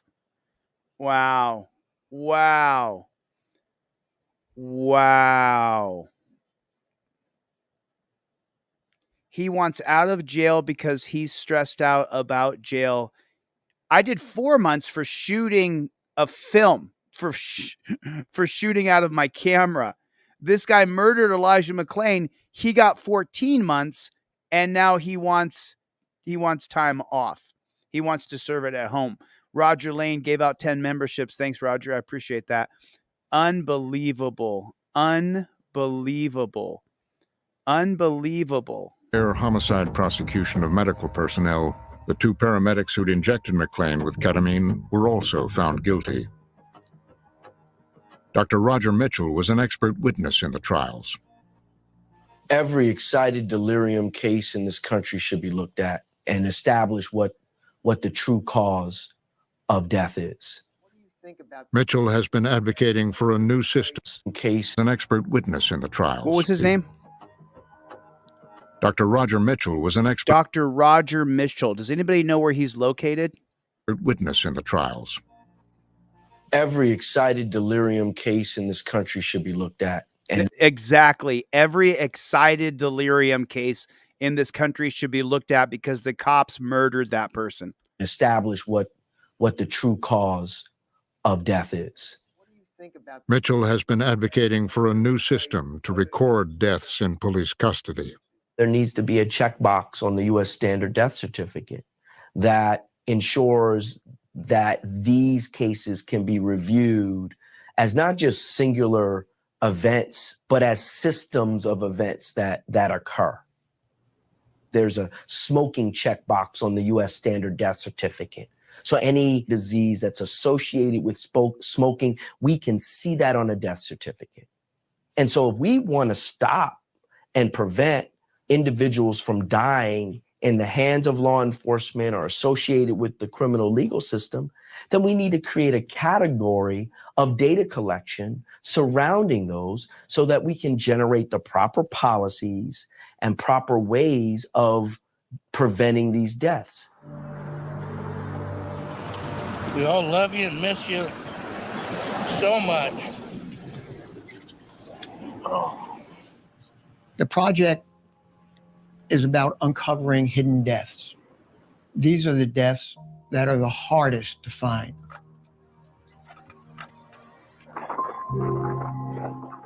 This cuts across every state, cuts across every socioeconomic boundary. We love you, bro. Those are the things that I think about as I'm reporting the story.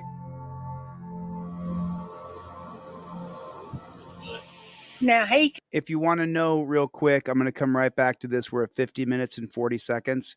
The former medic in Elijah McClain's death seeks reduced sentence. The former parent was sentenced to 5 years in prison for the death of Elijah McClain, has asked them to reduce his prison time.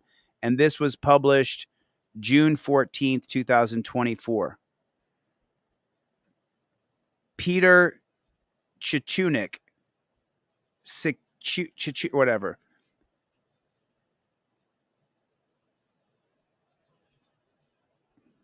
$5 years in prison. He got the mandatory minimum. He got the minimum sentence. Because he was sentenced under the state's mandatory minimum laws, he's allowed to appeal the length of the sentence on the ground his case involves unusual and exceptional circumstances, and did so.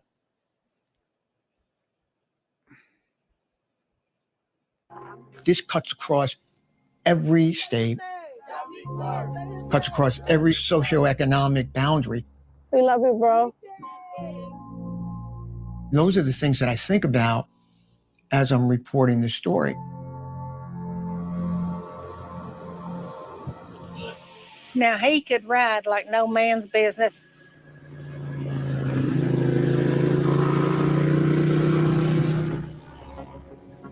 Riding was the one thing we all had in common. Once you put your helmet on, you're in your own little world. There's also some escapism involved in it. It's you, it's the bike, it's the road, that's it. 6 years after the death of Hunter Turner, Karen and Brian Goodwin visited a roadside memorial made by his friends. It's amazing that kids his age thought enough. They wanted him up here. And they tended to it quite a bit. These hidden deaths, these people all had loved ones. And when they die like this, there's no closure for the families. He's always with us, and you can feel his presence, you know. He was our baby.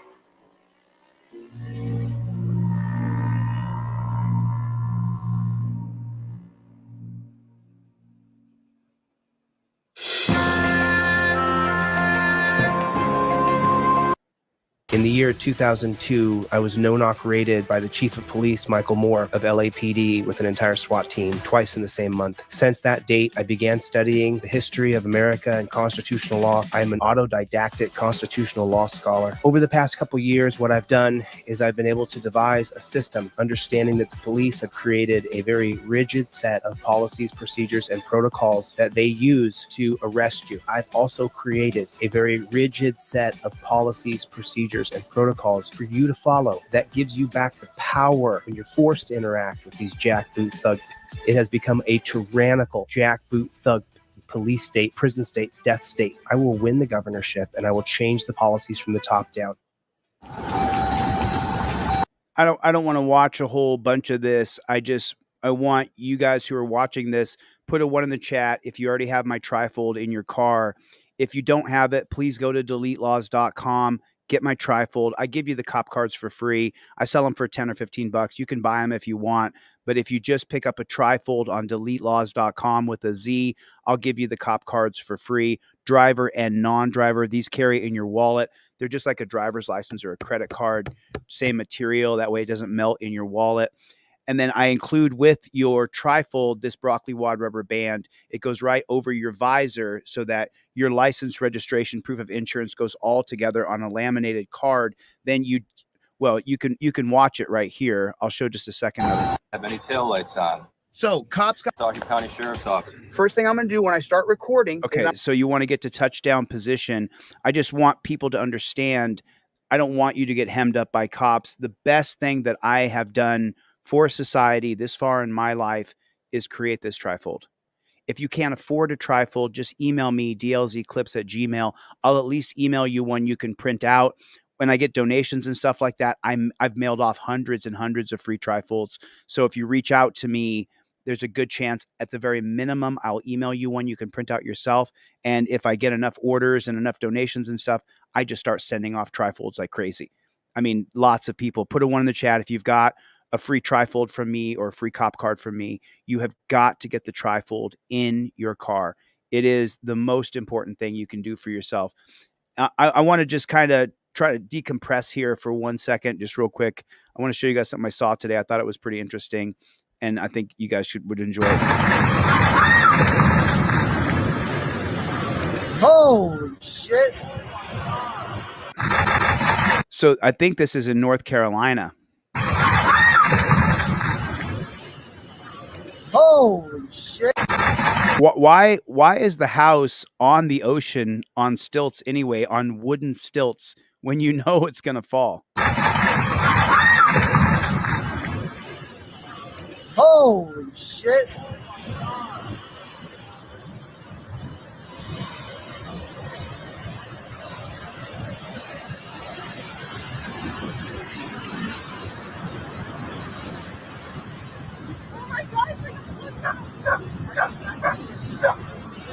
Pretty terrifying.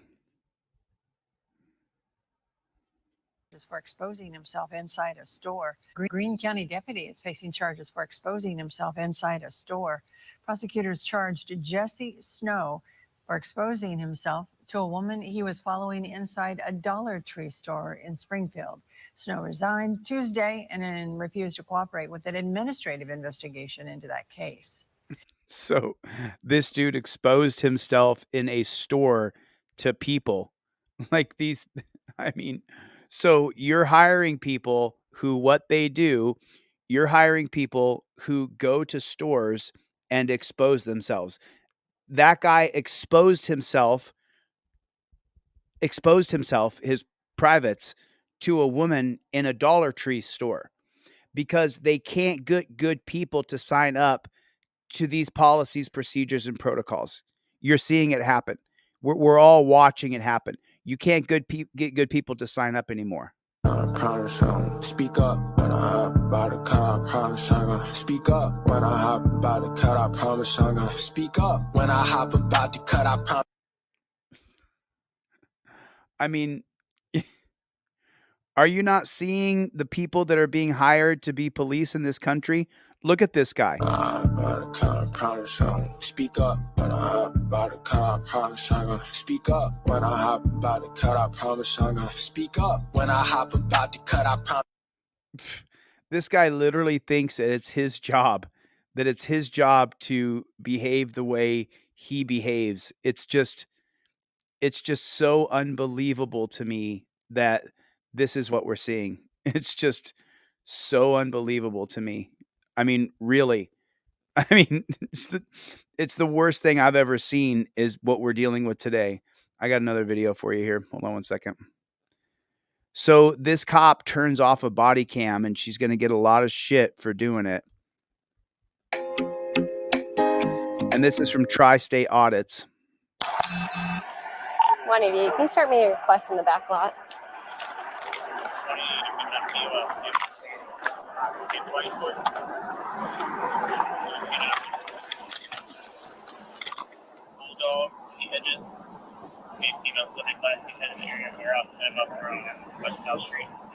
Do you have?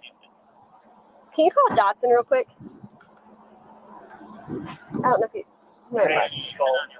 Is he on the phone? He's hung up. He was saying don't mess with the guy. Okay. Well, he's going. Nothing further.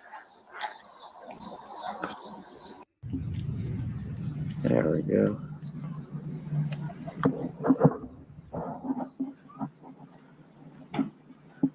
Frederick Police Department.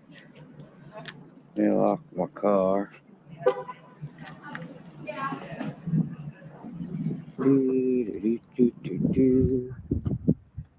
Of people who won't fight back against them, Dan Hanlon, right? They think it's a license to kick people's asses who will not fight back. Most people don't want to fight the cops.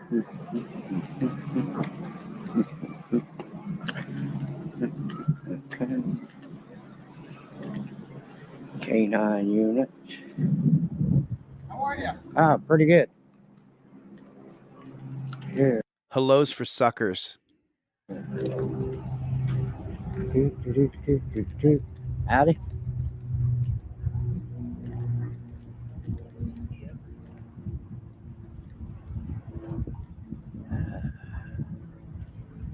Well, that's a big old camera there. That's an old fella.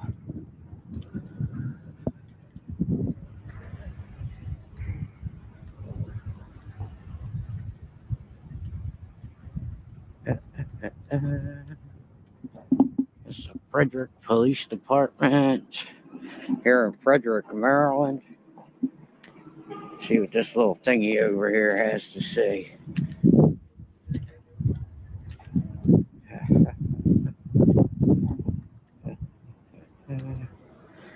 Officer John H. Adams, 1912-1922. Officer R. Mark Bremer, November 24th, 2003, October 23rd, 2008.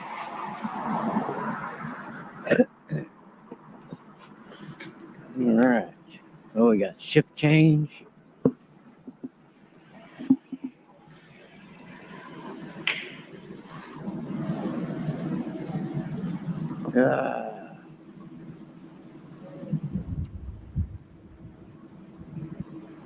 Howdy. Well, we got shift change.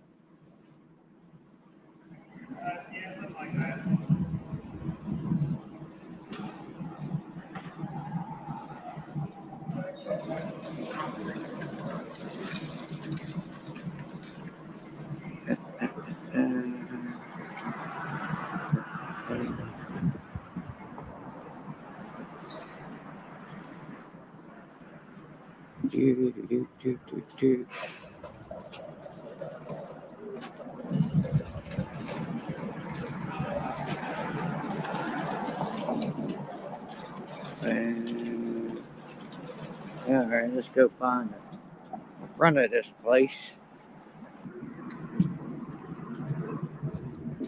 Wave to open. All right, there we go.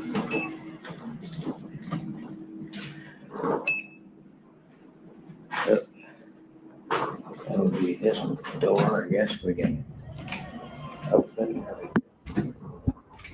All right. That's a nice little small police station. Well, the lobby's small anyway.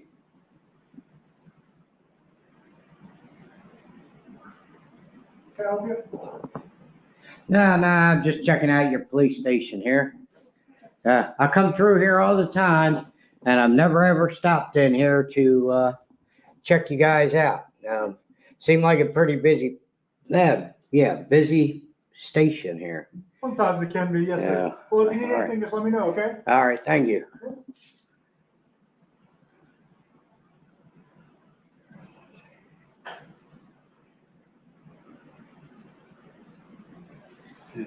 Enter temperature checker. It is the mission of the Frederick Police Department to safeguard lives and property, enhance public safety in partnership with our community.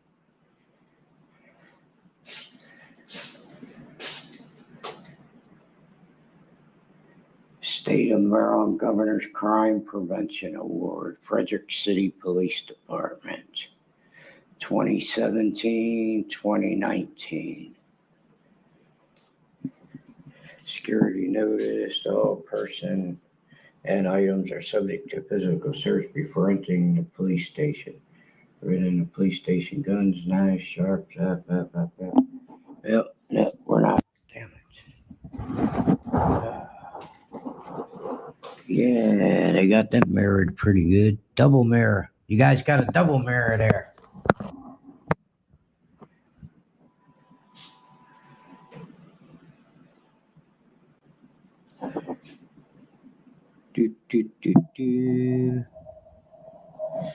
All right, let's go back out and finish checking out the outside. So this is where the confrontation happens here.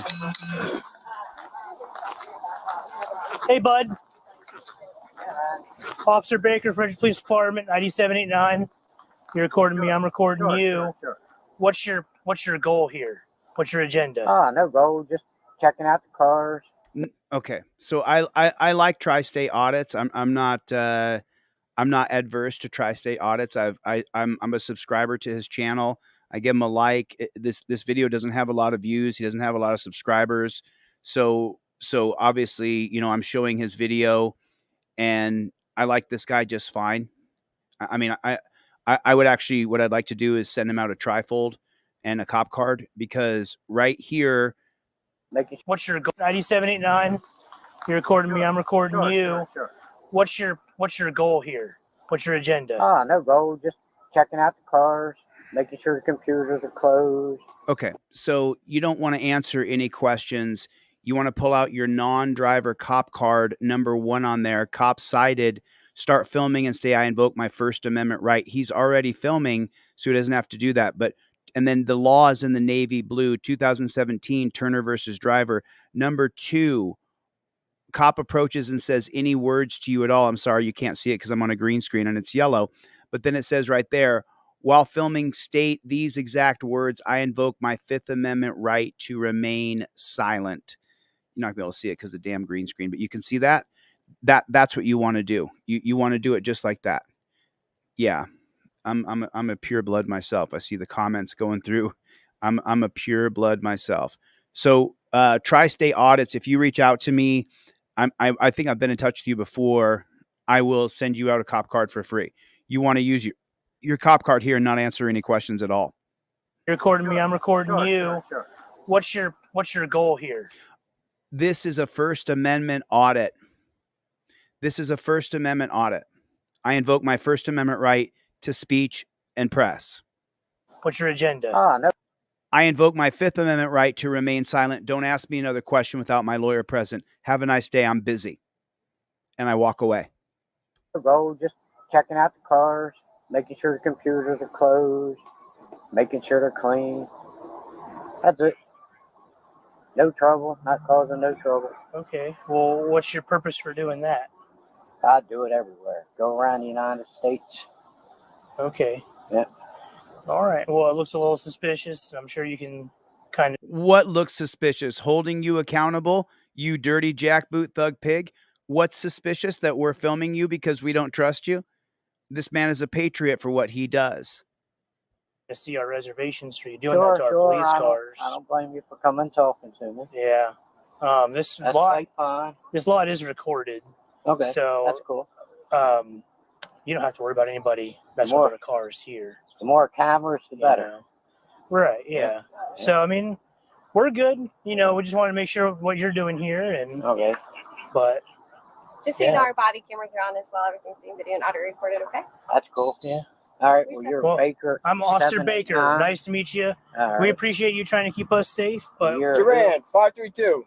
All right. Nice to meet Nice you. to meet you. Officer Cop. I'll do that. How about that? All right. 557. Yeah. All right. I'll there you go. go. All right. Get a copy. We just, it's just a wrong position for her to be in. Copies all your cams. Sounds good. All right. Thank you, Okay. guys. All right. Take care. Have a good day, sir. And recording.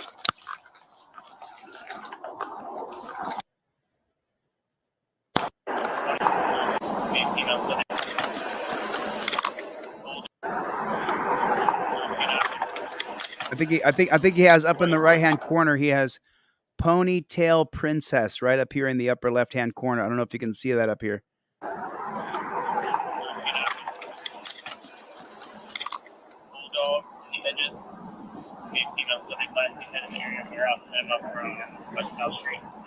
Do you have? Can you call Dotson real quick? I don't know if you. Is he on the phone? He's hung up. He was saying don't mess with the guy. Okay. Well, he's going.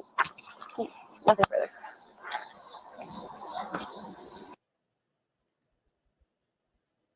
It says, why did she turn off her cam? What was she saying that she did not want to be heard? Tri-state audits, I would use white with a black outline if I was you for your lettering. Failure or deliberate refusal of any employee to obey a lawful order given by a superior officer or supervisor, or an attempt to do the same, expressions of disrespect by word or deed, or ridiculing a superior or their orders or direction will be insubordination. Employees will not engage in insubordinate behavior, language, or conduct. 25 Operation of BWC. 1. Video camera activation.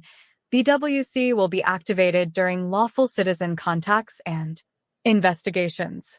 Whenever BWC is deactivated during a contact, the reason for the deactivation will be audio recorded on the tape immediately prior to turning off BWC.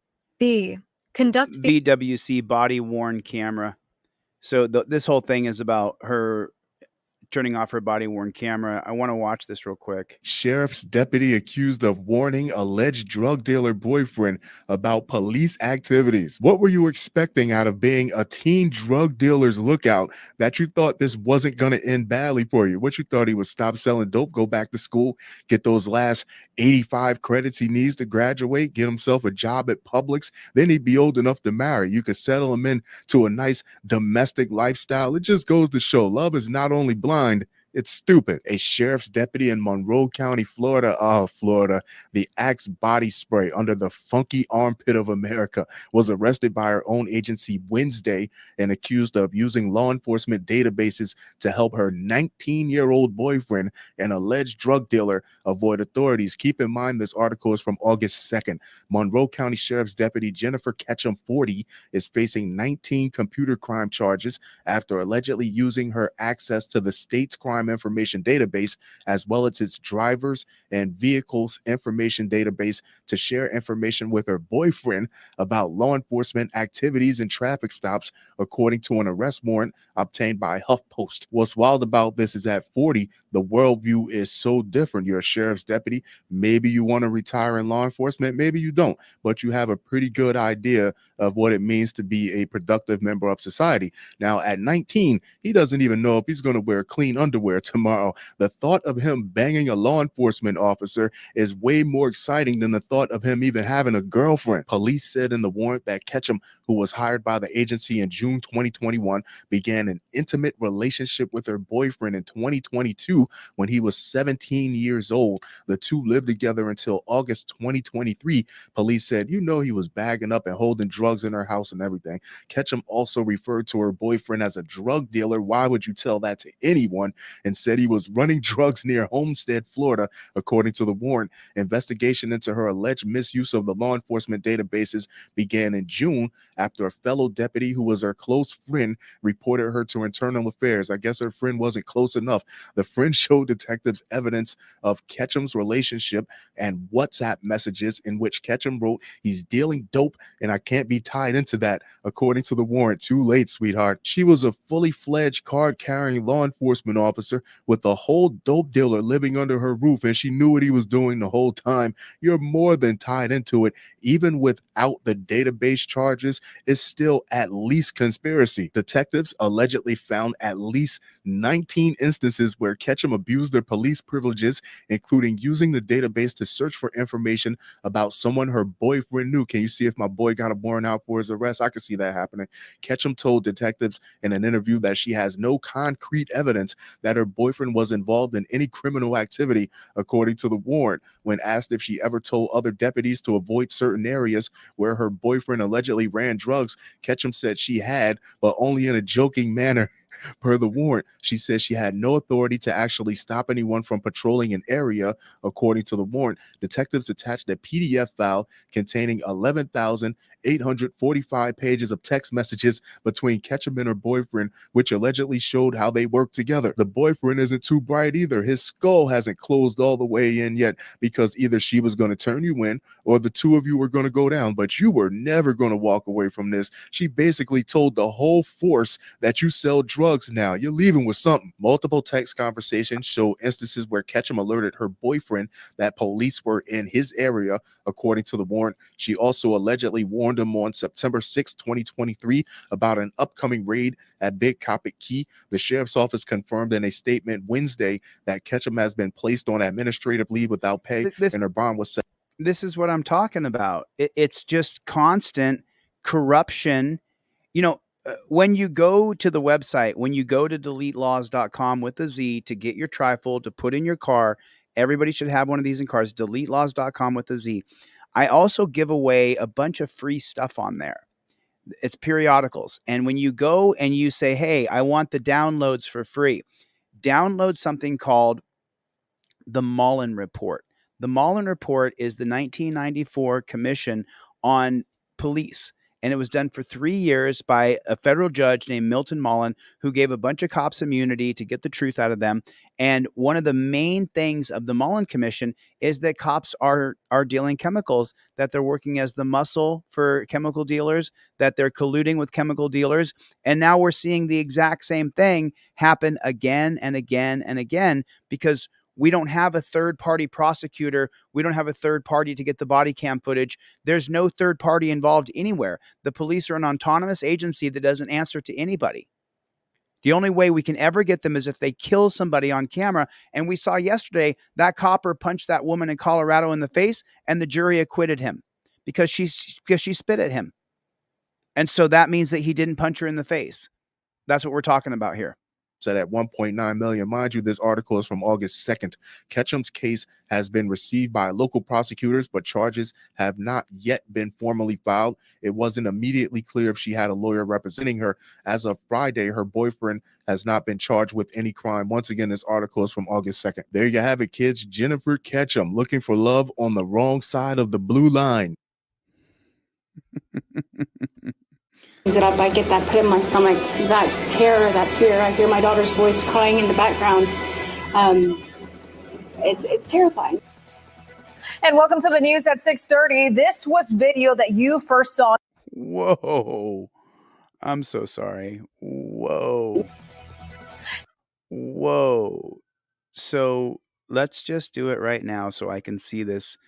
I'm sure they're going to show it again, but I want to see it without the volume. I want to see it slow here. So they got two cops. This person is belly down. Looks like they're black, white feet. And you got two cops on top. He's already got his fist up. Draws it back, punches. Draws his fist back, punches. The person is face down on the ground. Draws his punches. The other cop puts a hand on him to stop him. That's amazing in and of itself right there. We hardly ever see that.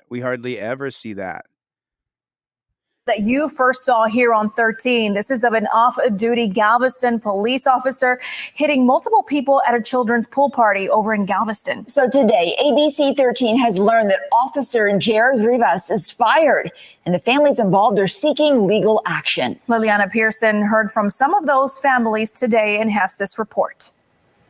This is the Ruiz law firm. This is the law firm working in partnership with those families that are seeking potential legal action against former Officer Jared Rivas, the Galveston Police Department, the apartment complexes where this happened, as well as UTMB. Mothers whose children were attacked say their trust in law enforcement is broken. It's terrifying. It really is. I've lost a lot of trust.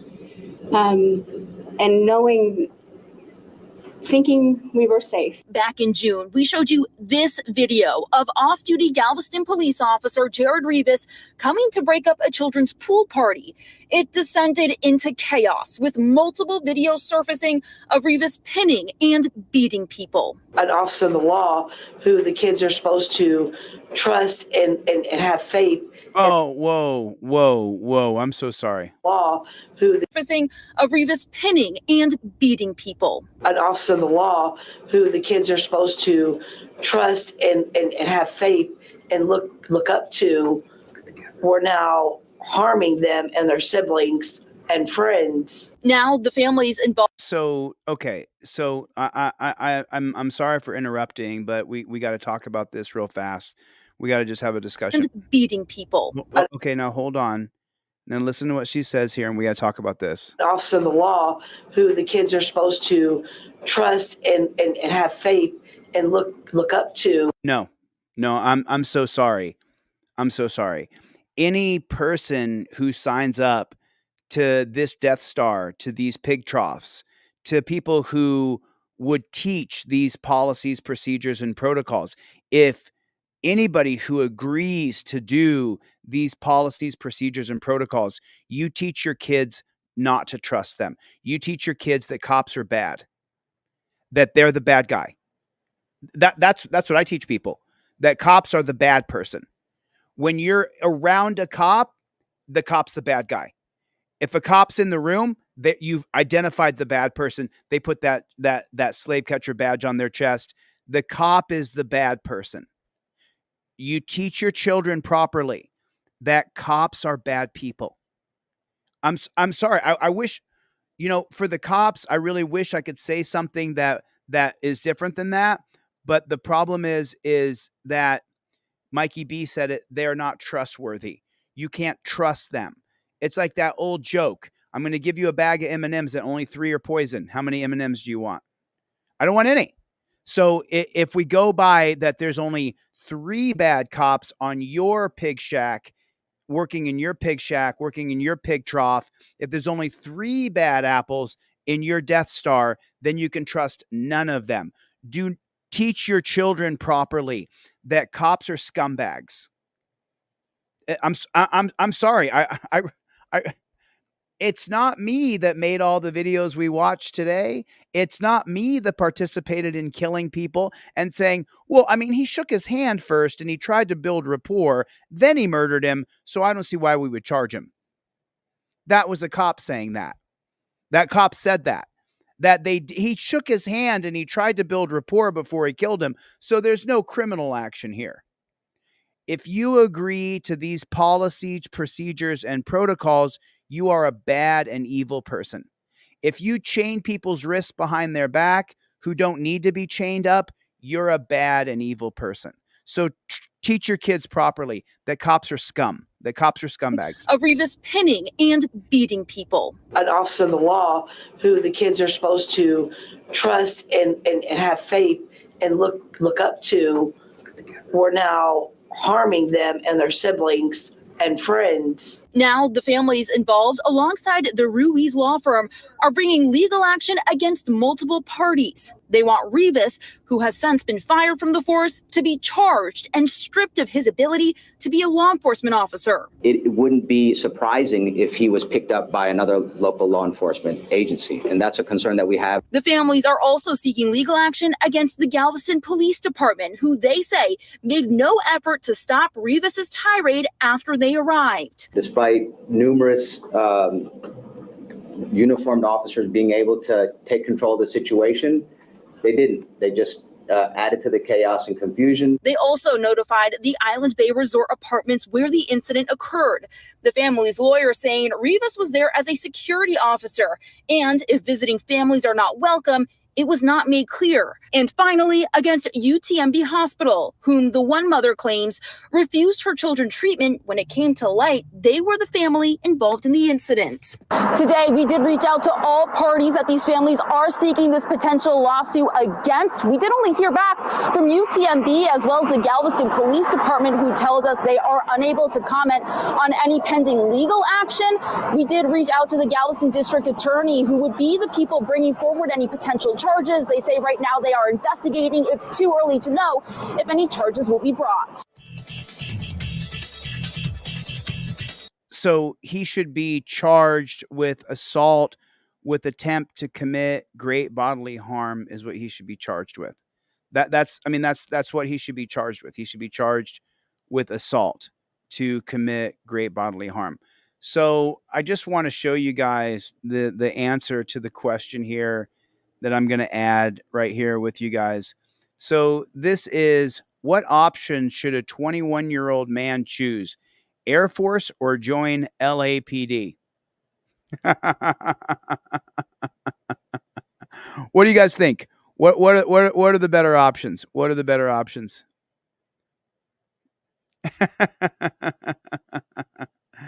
Air Force, Air Force, Air Force, Chair Force, Air Force. I'm going to be also become a cop if that's your end goal. Oh my God. Oh my God. Oh my God.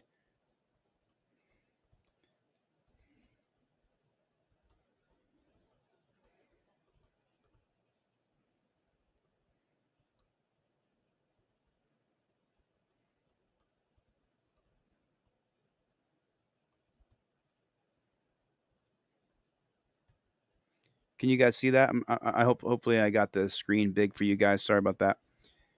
No good person could or would ever sign up, calls themselves law enforcers.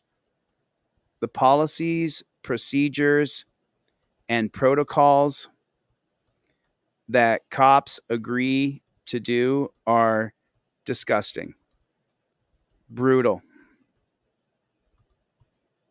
inhumane, and barbaric.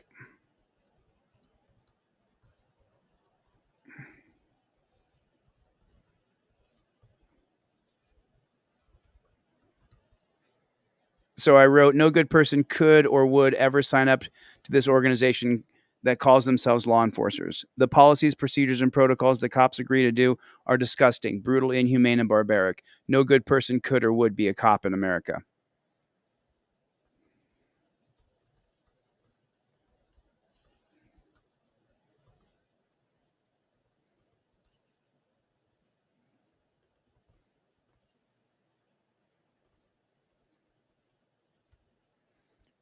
There it is. I dropped my comment down here. My comment won't post. Why won't my comment post here? What's going on? Did they block me already? Did they block me already? It won't let me post. It won't let me post. I wonder why it won't let me post. So This is in Ask Law Enforcement if you guys want to go ahead. And here's the comment that I was leaving. I'll put it in the chat right here. Here's the comment that I left. I don't know if you guys can see that or not, but that's the comment that I tried to leave just now, and they wouldn't let me. I'm not allowed to post, I guess. Stacy said, sadly, I do teach my kids not to trust cops. They may take them away from home or take mommy and daddy away from home. Yeah, look, you know, for the people who are detractors, that are bootlickers or cops or ex cops, here's the thing. Let me just level with you guys. We would love to trust you and like you and support you. I would love to be able to say, here's this cop's Cash App. Everybody, let's give him a bonus for the good work he's done. The problem is you've agreed to policies, procedures, and protocols that are disgusting. That when you apply them, even when you shake their hand and try to build rapport first, the policies, procedures, and protocols that you implement kill people. We just saw it. So I would love to have a great relationship with the people who we pay to protect and serve, but we don't pay them to protect and serve. They sign up for themselves and themselves only. They become a cop only for themselves, for their pension, for their overtime, for their vision, their health care, for their kids, for their money. And then they all have instant best friends. I'm a pig. You're a pig. Wouldn't you like to be a pig too? And I wish I didn't have to call you guys pigs, but you guys are pretty much a disgusting organization that's not accountable to the people of America. So that's why I say the things I say. That's why I am the way I am. The reason why I cannot stand you cops is because of what you do to people and how you treat people. That's the reason why. I just want you to know. So I would love to say that cops are great. We can trust them, but we absolutely cannot trust them.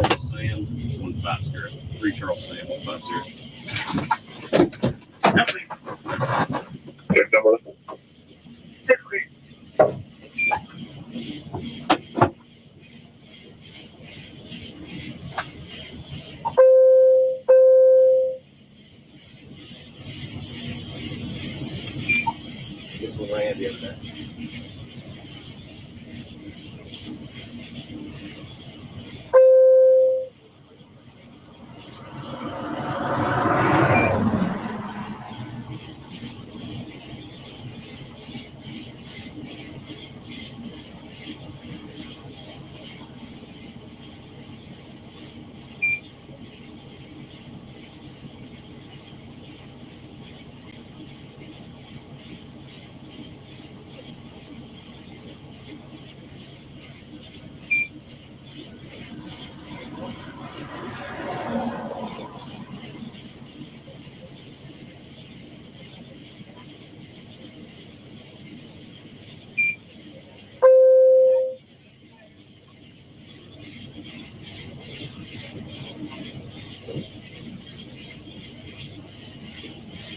I mean that in a nutshell explains to you what kind of system we've created.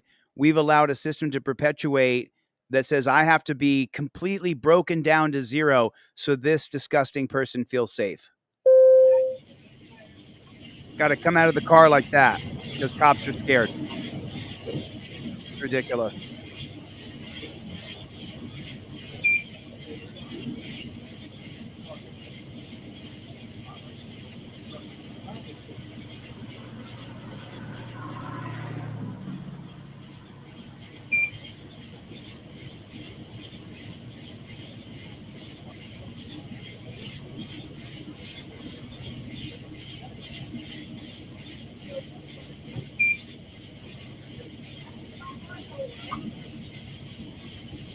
Immediately in torture cuffs, and you wonder why people hate police.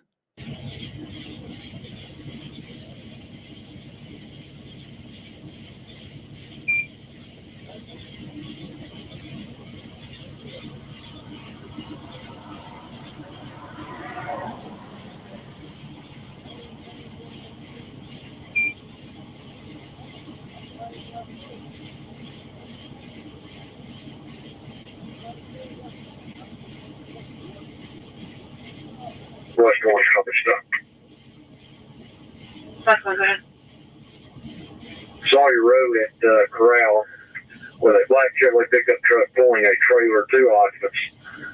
Registration plate is struck. I'll get it to you as soon as I can. Okay.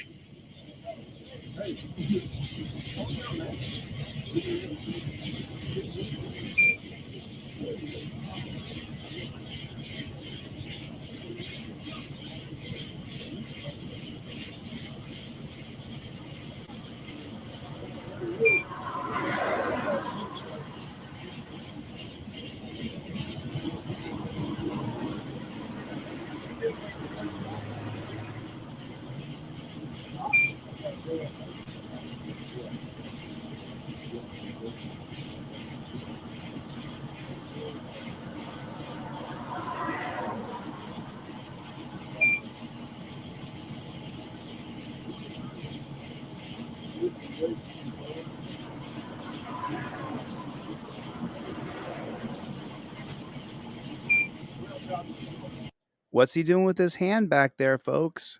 What's his hand doing back here? You guys see that hand right there? What do you think they're going to do next?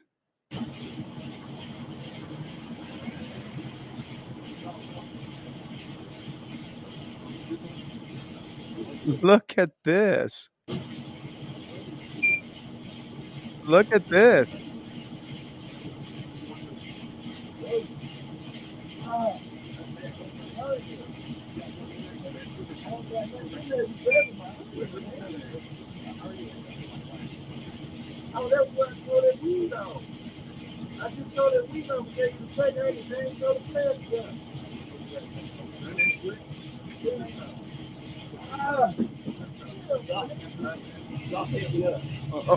Hold on a second here. So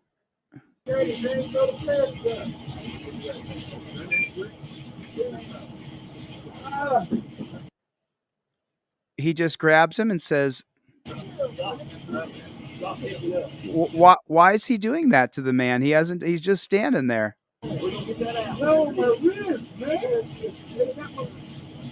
What's that? You guys okay?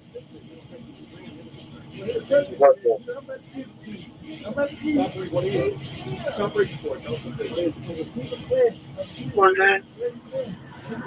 Let's see, Reaper 5901, Robert. What?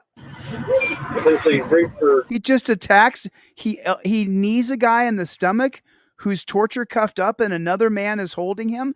But he feels the need after he puts his head on the car to then pull him back and pull him into his knee. One man. Let's see, Reaper 5901. What a psycho! Robert. 3901, Robert.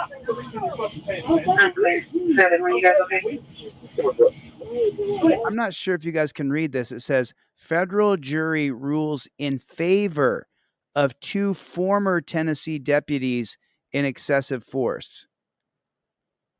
Federal jury rules in favor in excessive force trial. A federal, let me make this big so you guys can read it here. A federal jury has ruled in favor of 2 former cops in a civil case from 2019 when a man claimed they conducted a body cavity search on the side of the road. The jury ruled Thursday in the case against Daniel Wilkie and Bobby Brewer. Dashcam video shows Wilkie and Brewer hitting James Myron Mitchell while he was handcuffed during a July 10th. In which world was this not excessive force? Well, in America, in America, where the jury is full of boot-licking cop suckers. How in the world is this not excessive force? Explain this to me. They got him there. This cop on the right here, I'm not sure if it's Wilkie or which one it is, but he escalates things.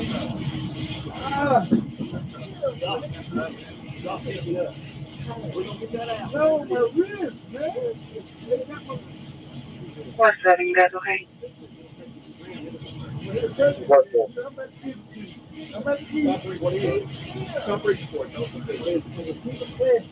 One man. This is Reaper 5901, Robert. In which world is that not excessive force? How is that correct at all whatsoever? That's brutal, inhumane, barbaric, police brutality. 3901, Robert. Unclear. 7, you guys okay? Hey, where are you? Okay.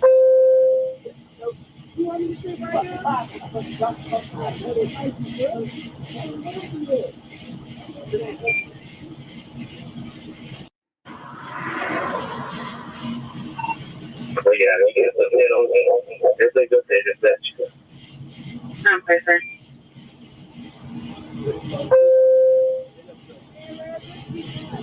Oh, my goodness. We're resuming normal. I can't. 7-3, be normal. Y'all are killing. I got a hernia, man. I'm feeling up back to skin. I ain't got that on me, man. Good, resume normal. That cop is obsessed with grabbing his crotch and his butt. Thing was okay.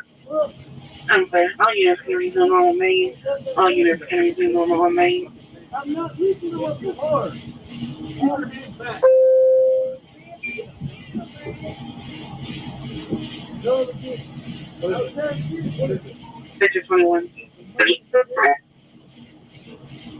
7, you need another unit. Sorry, that's correct. 5 on out. 5 clear. Why are they treating him that way? If he has chemicals down his pants or he has chemicals anywhere, they'll be found once he's in custody. They're treating him this way. It's brutal. 68. That's some around. That's going to take some emergency or not. Look at them jacking his shoulders up like that. Look at that. That'll tear your rotator cuff right there. No, yes, sir. How is this not excessive force? That shoulder's getting wrecked. Any non-emergency, 5, you can cancel. Why is he treating this man this way?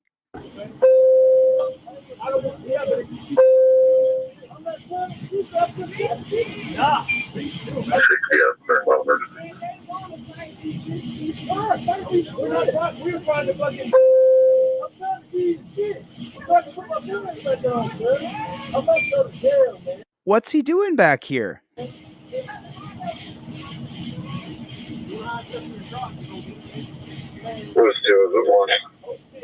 He punched him in the butt.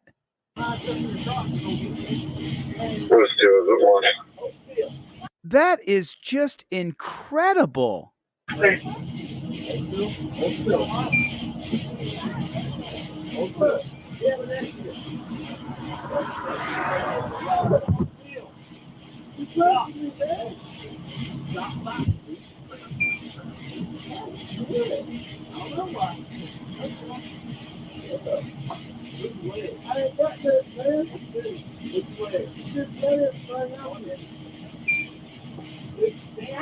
He punched him again. Watch him. He's got him. He's laid out. He hit him again.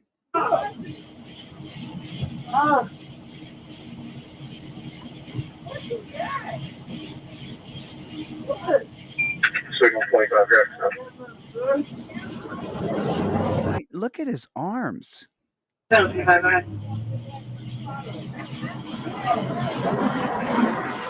Boulevard, Signal Boulevard, Tennessee 909. Oh, you got a baggie or something? What? Are you saving the world? Have you changed everything? I mean, what you're doing to this guy is disgusting. It's disgusting. And what have you done? How much have you bettered the world? You caught him with some chemicals. Whoa. Good for you. Who cares? Nobody cares. Literally, nobody cares. This guy has a bag of chemical down his pants. Nobody gives a damn about this. Nobody cares. This is just unbelievable. This is incredible as he punches him and beats him as he does it. Clean X-ray more. Gray. 400.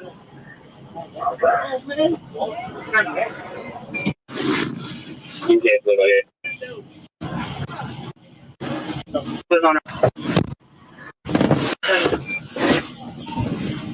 We got a female inside here on the unit.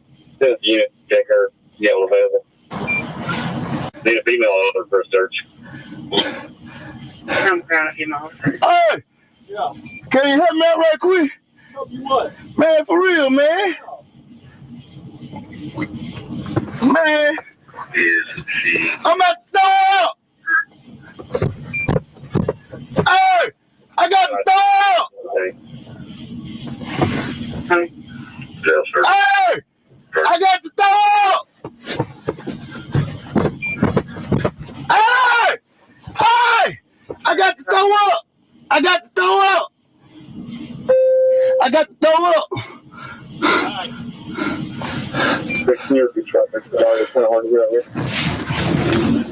ain't got to throw up, man. I ain't trying to throw up in your car. Hey! Hey! Yeah. What? Take me on jail, man. No, you gotta search your car first. You got anything else in there, do you? Can you put my clothes on? You got anything else on there? Nah, man, that's my shit, man. She ain't got nothing to do with it. Take me to jail. Okay. Yeah, take me to jail. Baby! Signal 20 out of 24. Baby!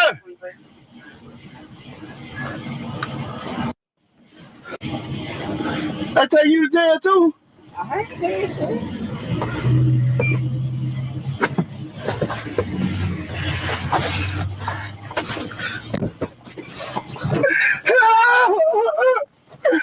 Hey!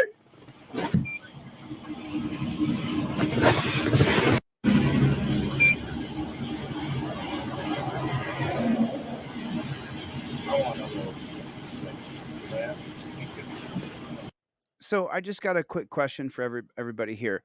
So what have the cops solved today? What's the big solution here? What did they do? They caught some guy with some chemicals, and then they punched him and beat him, arrested him, charged him, took him to jail. And how much good did that do for society? Absolutely none. The war on drugs is an abysmal failure that just perpetuates a police state, prison state, death state. Cops get awards and bonuses and promotions for chemical arrests. They're going to try to charge him with a DUI, I'm sure, but they beat him, ripped his shoulders, put their fingers in places that I can't say out loud. This was unbelievable to watch. And then the jury acquitted them of excessive force. We saw what they just did.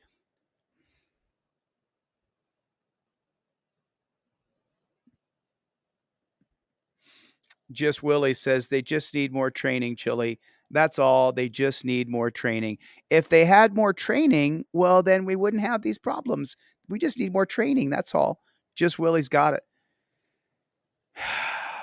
So you say, put in the comment section, OTVO, overturn Terry versus Ohio. Put in the comment section, OTVO, Dr. Donna. I had all my friends here tonight. Chevy. I saw Cope Dog this morning, actually. Love you, Cope. Nice to hear from you. Right Way Ministries. I don't know where you are. Complying Borg. So you say. Pad, what's going on? Dr. Donna, Wanda, ZV. Good to see you. Nice to see you. Thank you for coming. I appreciate it. Jim, thanks for coming. In qualified immunity with the OTVO. Overturn Terry. Soy Leal. As usual, it's nice to see you, my friend. Sick Sheeple. You know, that's the whole thing. We have to get into Manu life motivation. I only said one F word tonight. I said one F word, and I was joking when I said it. So I did a lot better. Chevy, what's up, Playboy? What's going on, Playboy? We had Jeff Hates Pigs in here. Derek Hates Pigs in here. Mrs. Hates Pigs. Who else was the Hates Pigs? Anybody else was from the Hate Pigs crew? Dan Hanlon was in here. What's going on, Playboy? What's up, Dan Hanlon? What's up, Playboy? We don't stop. We don't stop. Ryut Audits is in here. Truth of God is in here. We have all my rowdy friends are coming over tonight. Grateful Dabs is here. Nice to see you, Robbie. FTP, he knows what that stands for. Chevy! What's up, Playboy? ACAB coming in. I saw an ACAB in here from Ivan. Nice to see you, Ivan. What's the matter, you? F me running. I wish I could do that. I wish I could do that. Sydney Heffer is in here. Sydney, I don't really audit with anybody. I saw your comment earlier. I don't really go out and film cops with anybody else. It can land me in jail, and then I have to protect you and watch out for you. But let's keep talking. Shoot me an email when I'm in Vegas. Maybe we could talk about that a little bit more. Tilly Lou and Stinky Poo, what is going on? What is Claudette was here? Bill, good to see you, Bill. What's going on? Bill Roberts, what's going on, Bill? It is what it is. I have not read your email. Put it is what it is on the subject line and resend it to deletelaws@gmail.com. Milena, nice to see you. It was so good to see you. Claudette, thank you for coming. Did I see SWE Observer? I saw Wanda Meese. Brick, Michael Eline was in here. BZ Watchdog, I think, was in here earlier today. AMG Stealth, Drophead 74 was in here. Pat is in here. Stacy was here.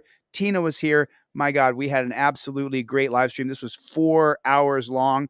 Benny, good to see you. I don't really consider gay a cut down because I know so many gay people. So yeah, but yeah, Paul Trickett was in here.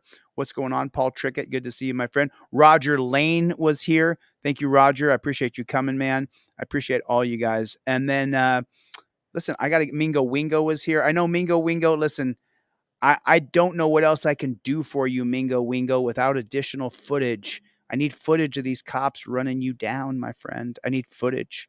Listen, I got to get the flock out of here. Thanks for coming to my TED Talk. I'll see you guys on the next one. Make sure you guys go over to Delete Laws, get a trifold, deletelaws.com with a Z, get a trifold.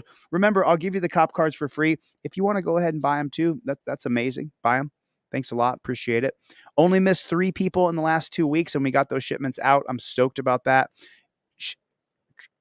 Cop cards come with your trifold if you order a cop card. Kevin Brzezinski with the We Don't Stop. I got to get the flock out of here. I'll see you on the next one. Later, Gators.